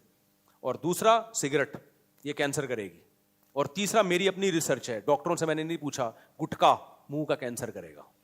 کیونکہ میں نے اپنے کئی دوستوں کو جو گٹکا کھاتے تھے مرتے ہوئے اپنے سامنے دیکھا ہے. آدھے منہ کٹ گئے ان کے. اور موت بھی یہ آسان موت نہیں ہوتی گٹکے والے کی, ترس کے تڑپ کے مرتا ہے وہ. اس لیے اپنی جانوں پہ رحم کرو, یہ چھوڑ دو گٹکے. دکانیں بند کراؤ, گورنمنٹ پہ دباؤ ڈالو, یہ بند کراؤ گٹکے کی دکانیں.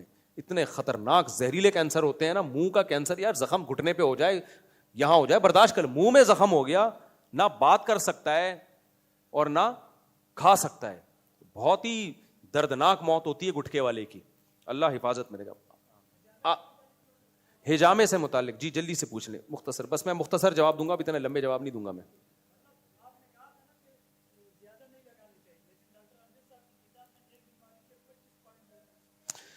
دیکھو ڈاکٹر امجد صاحب کی کتاب میں ایک بیماری کے 25 پوائنٹ اگر ہجامہ کے لکھے ہیں تو وہ ڈاکٹر صاحب کی تحقیق ہے, اس کو نبی کی طرف منسوب نہ کرو. ڈاکٹر امجد بہت نیک آدمی تھے, اللہ ان کی مغفرت فرمائے. میری بھی ان سے ملاقات ہوئی ہے, بہت اللہ والے, بڑا دین کی کام کیا انہوں نے. لیکن جب میڈیکل سائنس کی بات کریں گے تو ریسرچ ہوگی, تو اگر ان کی ریسرچ ہے تو ٹھیک ہے بھائی.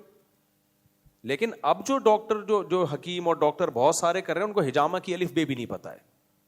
پاکستان میں جس کا کوئی روزگار نہ ہو تو وہ کام شروع کر دیتا ہے جو اس کی سمجھ میں آ رہا ہے, چاہے وہ اس کا ایکسپرٹ نہ بھی ہو. تو ہجامے کے آپ نے بہت سے شفا کے واقعات تو سنے ہوں گے, بہت سے مرے بھی ہیں. وہ تھوڑی واقعات لوگ بتاتے ہیں, اتنا زیادہ ہجامہ اور خون, بھائی نکل خون ہی رہا ہے. وہ کہتے ہیں یہ اضافی خون نکل رہا ہے. اضافی خون نہیں, خون ہوتا ہے, ٹھیک ہے. کہہ رہے ہیں گندا خون نکل رہا ہے. بھائی آپ کو کیسے پتا چلا گندا خون نکل رہا ہے؟ خون جب بھی نکلے گا تو خون ہوگا. تو ہاں نبی صلی اللہ علیہ وسلم مہینے میں 1 دفعہ ہجامہ کروایا کرتے تھے, اگر کوئی کروا لے تو ٹھیک ہے. لیکن ہر شخص کی حالت دوسرے سے مختلف ہوتی ہے, اور مہینے میں ایک دفعہ سے تو ہم بھی منع نہیں کر رہے, ایک دفعہ کروا لو آپ ہجامہ, اچھا فائدہ ہی ہوگا. اور وہ جو یہ پوائنٹ ہے نا کمر کے بیچ میں, یہاں کروا لیا کرو تو ٹھیک ہے, جو نبی صلی اللہ علیہ وسلم یہاں کروائے تھے کمر کے بیچ میں, تو ایک دفعہ کروا لو, ایک کپ کافی ہے.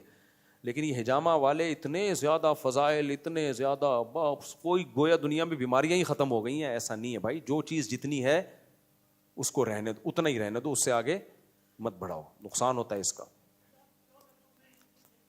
آپ نے 14 کپ ایک ساتھ لگوائے ہیں, اسی وجہ سے آپ باقی غائب ہیں, ٹوٹل نہیں ہیں آپ ابھی.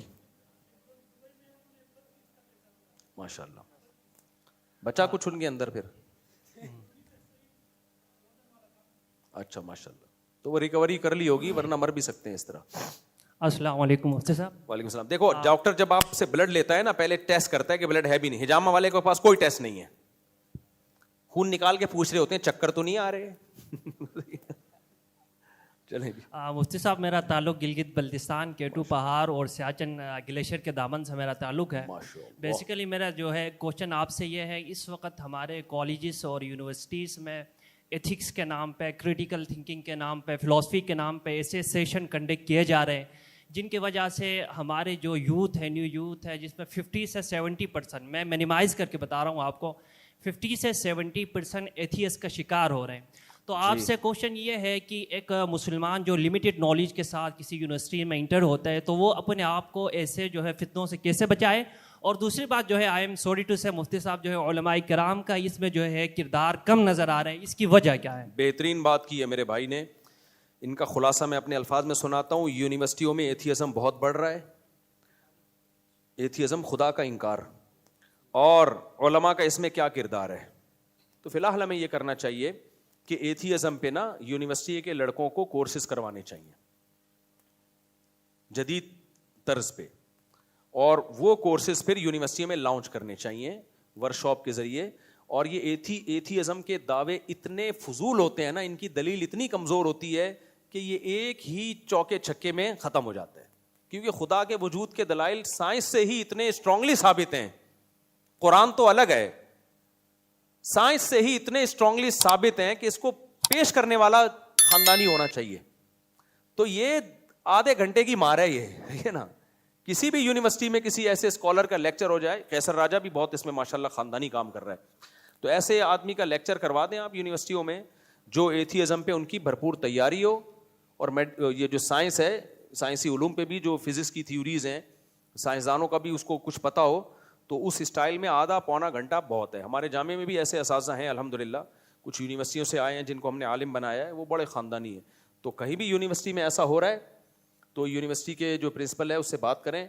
مجھ سے جو ہو سکے گا میں کروں گا جا کے, یا کسی ایسے قابل آدمی کو بھیج دوں گا جو ایک آدھے گھنٹے کی مار ہے. سمجھ رہے ہو, وہی بات لطیفہ یاد آ رہا ہے نا, 2 نفل کی مار والا.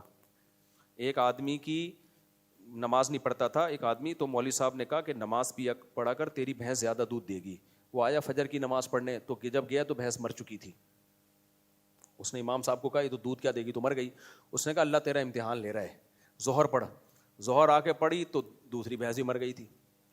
پھر امام صاحب کے پاس گیا, دودھ دینے کے بجائے یہ تو مرنا شروع ہو گئی ہیں. امام صاحب نے کہا اللہ تیرا امتحان لے رہا ہے, 2-4 مارے گا پھر دیکھنا کیا ہوگا.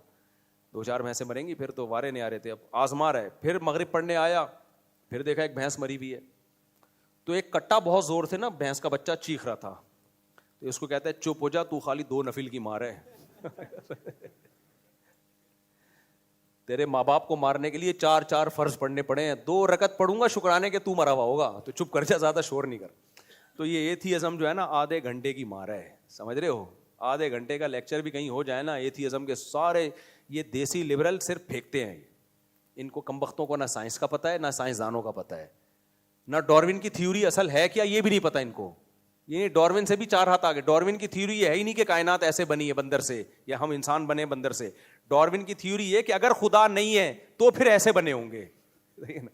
وہ تھیوری میں ہی وہ آپ کو کنفیوژن میں ڈال رہا ہے کہ میں خدا کا انکار نہیں کر رہا, اگر انکار کرنا ہی ہے تو پھر میں بھی ہو سکتا ہے ایسے ہوا ہو, اور اس کے لیے پھر اس نے دلائل قائم کیے, اور وہ اب تک تھیوری ہی ہے. 200 سال ہو گئے, وہ ثابت ہو ہی نہیں سکی. سائنس میں نا 200 سال کسی پر عرصہ گزر جائے نا کسی نظریے پر, اور وہ ریسرچ سے ثابت نہ ہو, تو یہ خود ایک بہت بڑا سوال ہے. مثال کے طور پر آپ نے کیس کیا, یہ اللہ نہ کرے یہ بندہ چور ہے, مثال دے رہا ہوں, کورٹ میں کیس شروع ہوا, 200 سال ہو گئے ثابت نہیں ہوا, جج مر گیا, اگلا جج آ گیا, پھر وہ مر گیا, اگلا جج آ گیا, تو عقل مند جج بولے گا بھائی یہ کیس کیا جائے, خارج. 200 سال بہت ہوتے ہیں, 200 سال میں کمبخت نہ تو کوئی ویڈیو دکھا سکا اس کی چوری کی, نہ گواہ لا سکا, اور نہ تو خود قسم اٹھانے کے لیے تیار ہے. بعض دفعہ اس کے پاس گواہ نہیں ہوتے, عدالت کہتی ہے تو قسم اٹھا لے, تو چور قسم بھی نہیں اٹھا رہا کہ میں نے چوری کی ہے. تو ڈاروین قسم بھی نہیں اٹھا رہا کہ نظریہ ٹھیک ہے. جو مدعی ہے وہ دعویٰ بھی نہیں کر رہا ہے, وہ کہہ رہے اگر خدا نہیں ہے فرض کرو, پھر میں بھی, پھر ہو سکتا ہے یہی ہو, اس کی رائے ہے کہ یہ ہو. تو وہ جب خود کانفیڈنٹلی ایک بات نہیں کہہ رہا ہے تو یہ مدعی سست گواہ چست. تو یہ ایتھیزم میں دعویٰ کرتا ہوں انشاءاللہ آدھا گھنٹہ بھی لطیفوں سمیت کہہ رہا ہوں میں, اس میں گائے والا بھینس والا لطیفہ بھی ہے, سب ملا کے آدھا گھنٹہ بہت ہے اگر کوئی سمجھنا چاہے. ہاں جو ڈھیٹ ہے, میں نے ایک ایتھیسٹ ہے میرے موبائل میں سیف بھی ہے نا نمبر اس کا, یوٹیوبر ہے, بہت ادھر ادھر کی بکواس کرتا ہے, پھینکتا ہے. ایک دن کیا ہوا, وہ جنگل کی ایک ویڈیو آئی کہ کیسے چیل سے لڑ رہی ہے مرغی لڑ رہی ہے چیل یا اس سے سرخاب سے نا, اپنے چھوٹے بچوں کے لیے. میں نے کہا خدا کی قسم یہ مرغی ڈاروین کے نظریے کی پیداوار نہیں ہے, یہ ایوالو ہو کے اس میں اتنی کہ اپنے انڈوں پہ 21 دن بیٹھے بھی, ان کو یوں کر کے گھمائے بھی, اور پھر اپنے بچوں کو پالے بھی, اور ایسی محبت کرے کہ اپنے سے طاقتور سانپ سے اور اپنے سے طاقتور باز سے لڑ بھی رہی ہے. ایسا یہ ایوالو ہو کے یہ سافٹ ویئر اس میں کیسے اپڈیٹ ہو گئے میرے بھائی, یہ کیسے اپڈیٹ ہو گئے. تو سافٹ ویئر کوئی اپڈیٹ کرتا ہے تو ہوتے ہیں آٹومیٹیکلی. ہم بھی جب موبائل میں آتا ہے نا سافٹ ویئر اپڈیٹ کا تو بٹن دبانا پڑتا ہے, یہ آپشن ہوتا ہے, اور اگر آپ آٹو پہ جانا چاہتے ہو اس کے لیے بھی بٹن دبانا پڑتا ہے کہ خود ہی کر دیا, لیکن بٹن آپ کرو گے. تو یہ مرغی کے سافٹ ویئر کیسے اپڈیٹ ہو گئے, خود بخود بن بھی گئے, سافٹ ویئر اپڈیٹ بھی ہو رہے ہیں بھائی, ایسا نہیں ہوتا. تو یہ آدھے گھنٹے کی مار ہے انشاءاللہ, آدھے گھنٹے کی مار. کیا ابھی ٹائم نہیں ہے نا, پورا سارا اثر تک پھر ایتھیزم پہ بیان چلے گا. اس میں بڑے بڑے اچھے پڑھے لکھے لوگ جو پھر کبھی اس پہ بات کریں گے انشاءاللہ. جی السلام علیکم. وہ بھائی سوال پوچھ رہے ہیں, کون؟ اچھا آپ پوچھ رہے ہیں. السلام علیکم مفتی صاحب, میرا تعلق بھی یار یہ بعد میں دینا, اتوار کو دینا یہ پرچیاں. رحمۃ اللہ میرا نام ہے. اور رحمۃ اللہ نام ہے؟ جی جی سر. ماشاء اللہ. ہم یہاں گھومنے پھرنے آئے تھے کراچی, اور آج آپ کے اسپیشلی یہاں پہ ہم جمعہ پڑھنے کے لیے آئے ہیں. ماشاء تو اللہ. آپ کا ایک موقف ہے 4 شادیوں کے حوالے سے. بہترین موقف. مرد تو جو ہے موٹیویٹڈ ہیں, مرد تو کرنا چاہتے ہیں, لیکن اور یہ میری تھیوری نہیں ہے, یہ ریسرچ ہے. ہماری سوسائٹی کو کیسے موٹیویٹ کریں, اور جو عورتیں ہیں ان کو کیسے موٹیویٹ کریں, اس حوالے سے. دیکھیں سوسائٹی کو موٹیویٹ کرنے کے لیے موٹی کو ویٹ کرانا پڑے گا جو پہلے سے ہے, اس میں وہ اور موٹی ہو جائے گی اور آپ بھی موٹے ہو جائیں گے, اور شادی کا چانس ختم. لوگ کہہ رہے ہیں میں ذہن بنا رہا ہوں, تو بنا لے ذہن, جب ذہن بنے گا نا تو تیرے اندر بیلنس ختم ہو چکا ہوگا. لوگ ہو گیا تو یہ کام ہے کر کے ہو گیا, جو اکھاڑنا ہے اکھاڑ لو. اسی طرح سوسائٹی موٹیویٹ ہوگی, فلاں نے بھی کر لی, مرتے مرتے بچ گیا, ٹانگیں ٹوٹ گئیں, یہ ہو گیا وہ ہو گیا, چلو ایک میں بھی کروں. ایک دفعہ لائن لگ جائے.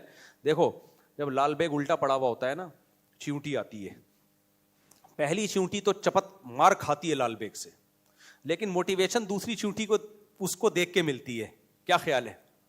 پہلی والی ہمت کرتی ہے, پھر دوسری اسی ٹریک پر آتی ہے, وہ بھی پٹتی ہے, تیسری چوتھی, ہوتے ہوتے ماحول بننا شروع ہو گیا کہ پوری چیونٹیوں کی ایک لائن لگ جاتی ہے, قطار لگ جاتی ہے. تو شروع میں بھائی قربانی دینی پڑتی ہے, قربانی کا بکرا بننا پڑتا ہے. اگر چیونٹی وہاں کھڑے ہو کر بجائے لال بیگ کا ٹانگ پکڑنے کے موٹیویشن شروع کر دیتی اور تقریریں شروع کر دیتی ایک اسٹیج پہ کھڑے ہو کر, تمام چیونٹیوں کو آئیے, اور اس لال بیگ قدرت نے خود ہی الٹا کر دیا اس کو, یہ ہمارے لیے بہترین باربیکیو کا انتظام ہو رہا ہے, آئیے تشریف لائیے, میں موٹیویٹ کر رہی ہوں تم کو. دوسری چیونٹی بھی آ کے بجائے اس لال بیگ کو پکڑنے کے موٹیویشن کا کام شروع کر دیتی, وہ اسٹیج پہ اس کے ساتھ کھڑے ہو کر وہ بھی تقریر کرتی, آئیے. تو سارے تقریریں ہی کر رہے ہوتے, لال بیگ تھوڑی دیر میں سیدھا ہو کے مارکیٹ سے شارٹ ہو جاتا. تو موٹیویشن بھی, موٹیویٹ بھی کرو, لیکن اس کے لیے موٹی کے ویٹ مزید موٹے ہونے کا انتظار مت کرو, کام کر لو, اسی سے موٹیویشن ملتی ہے. جی جناب. مفتی صاحب السلام علیکم. وعلیکم السلام. کہاں سے آواز آئی؟ سوال میرا یہ, بغیر ٹوپی کے نماز پڑھنا, بغیر ٹوپی کے نماز جائز ہے, بہتر نہیں ہے.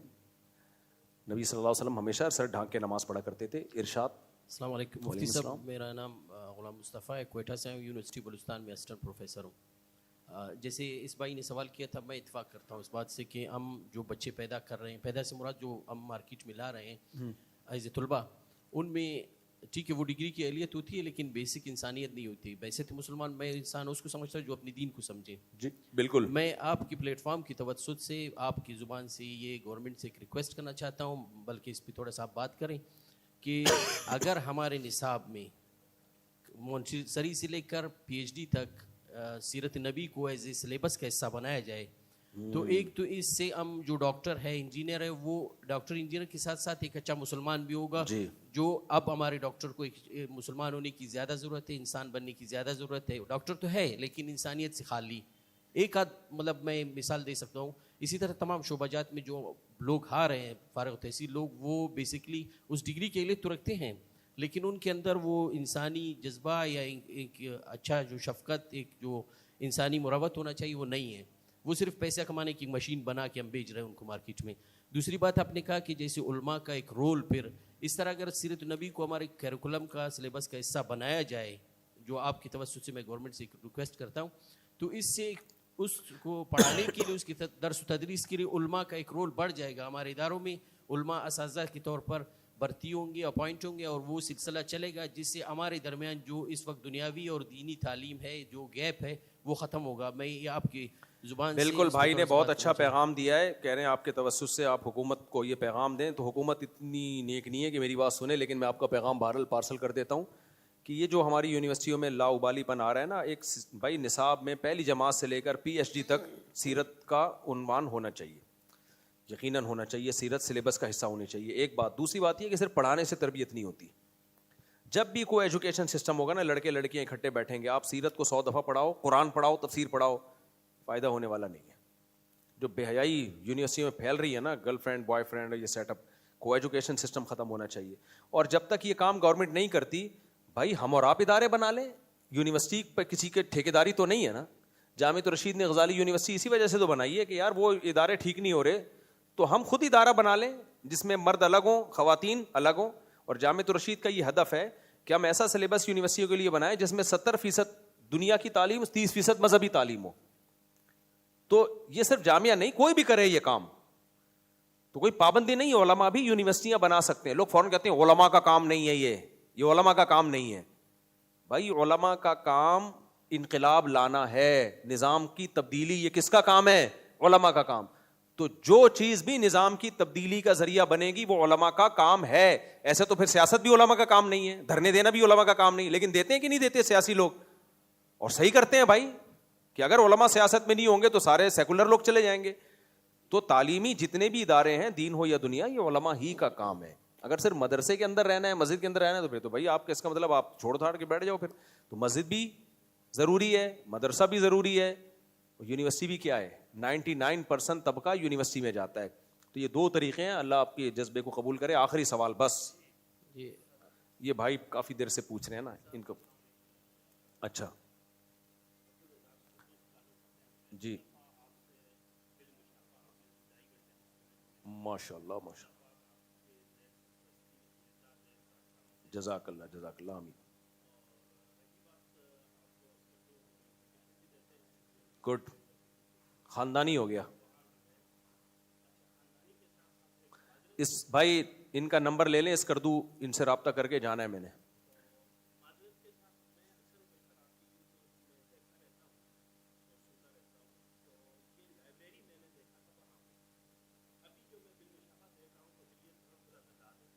کیا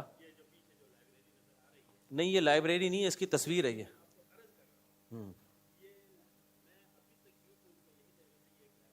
جی جی صحیح ہے. دھوکہ ہو رہا ہے, یہ آپ کا کہنا مقصد یہ. اچھا اس میں جو ہے نا ویڈیو میں پبلک بھی دکھائی جاتی ہے, جس سے پتہ چل جاتا ہے کہ لائبریری نہیں ہے, اور لائبریری میری ادھر پیچھے دفتر میں ہے.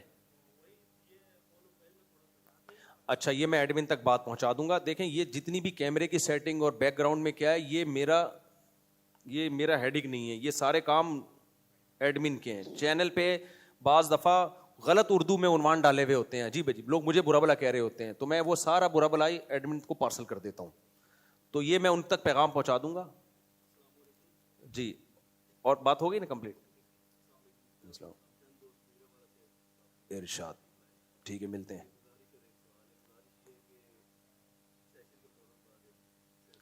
ٹھیک ہے انشاءاللہ.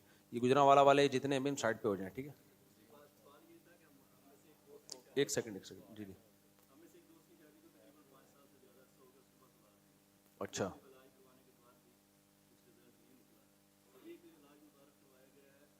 آئی وی ایف کے ذریعے جائز ہے, لیکن اس میں جینڈر کی سلیکشن نہیں کر سکتے. بس یہ ہے, رینڈملی لڑکا ہو جائے لڑکی ہو جائے جو بھی ہو جائے وہ اللہ کی طرف سے. 10 لڑکیاں بھی ہو گئی نا تو اب آپ جو خدا دے. اس میں گڑبڑ یہ ہو رہی ہے, یہ اور بین الاقوامی لاء کے بھی خلاف ہے یہ, کہ اس میں لوگ پھر کہتے ہیں ہمیں لڑکا چاہیے یا لڑکی. نہ لڑکا نہ لڑکی, اس کے علاوہ جائز ہے. بس اس میں یہ ہو کہ نسب میں خلل نہ ہو, یعنی احتیاط ہو اس میں. السلام علیکم, میرا نام ہے نیاز علی, گجرانوالا سے تعلق ہے میرا. ہے نیاز علی, میرا نام نیاز علی ہے, گجرانوالا سے تعلق ہے میرا. میرا سوال ہے کہ ایک لڑکی کا نکاح ٹوٹ گیا رخصتی سے پہلے مانگنی میں, تو اس کے لیے عدت یا کوئی؟ رخصتی سے پہلے نکاح ٹوٹ جائے تو عدت نہیں ہوتی, فوراً شادی کر سکتی ہے کہیں بھی. ماشاء اللہ. میرپور خاص میں, میرپور خاص سے آگے کوٹ غلام محمد. انشاءاللہ صلو علی الحبیب. دیکھیں اس کردو کا تو میں سن کے اس لیے ہاں کر دی کہ وہاں یونیورسٹی میں بات کروں گا. تو اب جو آپ جو کہہ رہے ہیں وہاں میرپور خاص سے آگے, تو وہاں آگے ٹاؤن ہے ہمارا, کوٹ غلام محمد تحصیل ہے, تو وہاں پر میں آیا تھا. تو کوئی یونیورسٹی ہے وہاں بات کرنی ہے؟ مسجد ہے ویسے. آپ چلیں اس پر پھر ہم غور کریں گے انشاءاللہ. صلو علی الحبیب. انشاءاللہ غور کرتے ہیں اس پہ.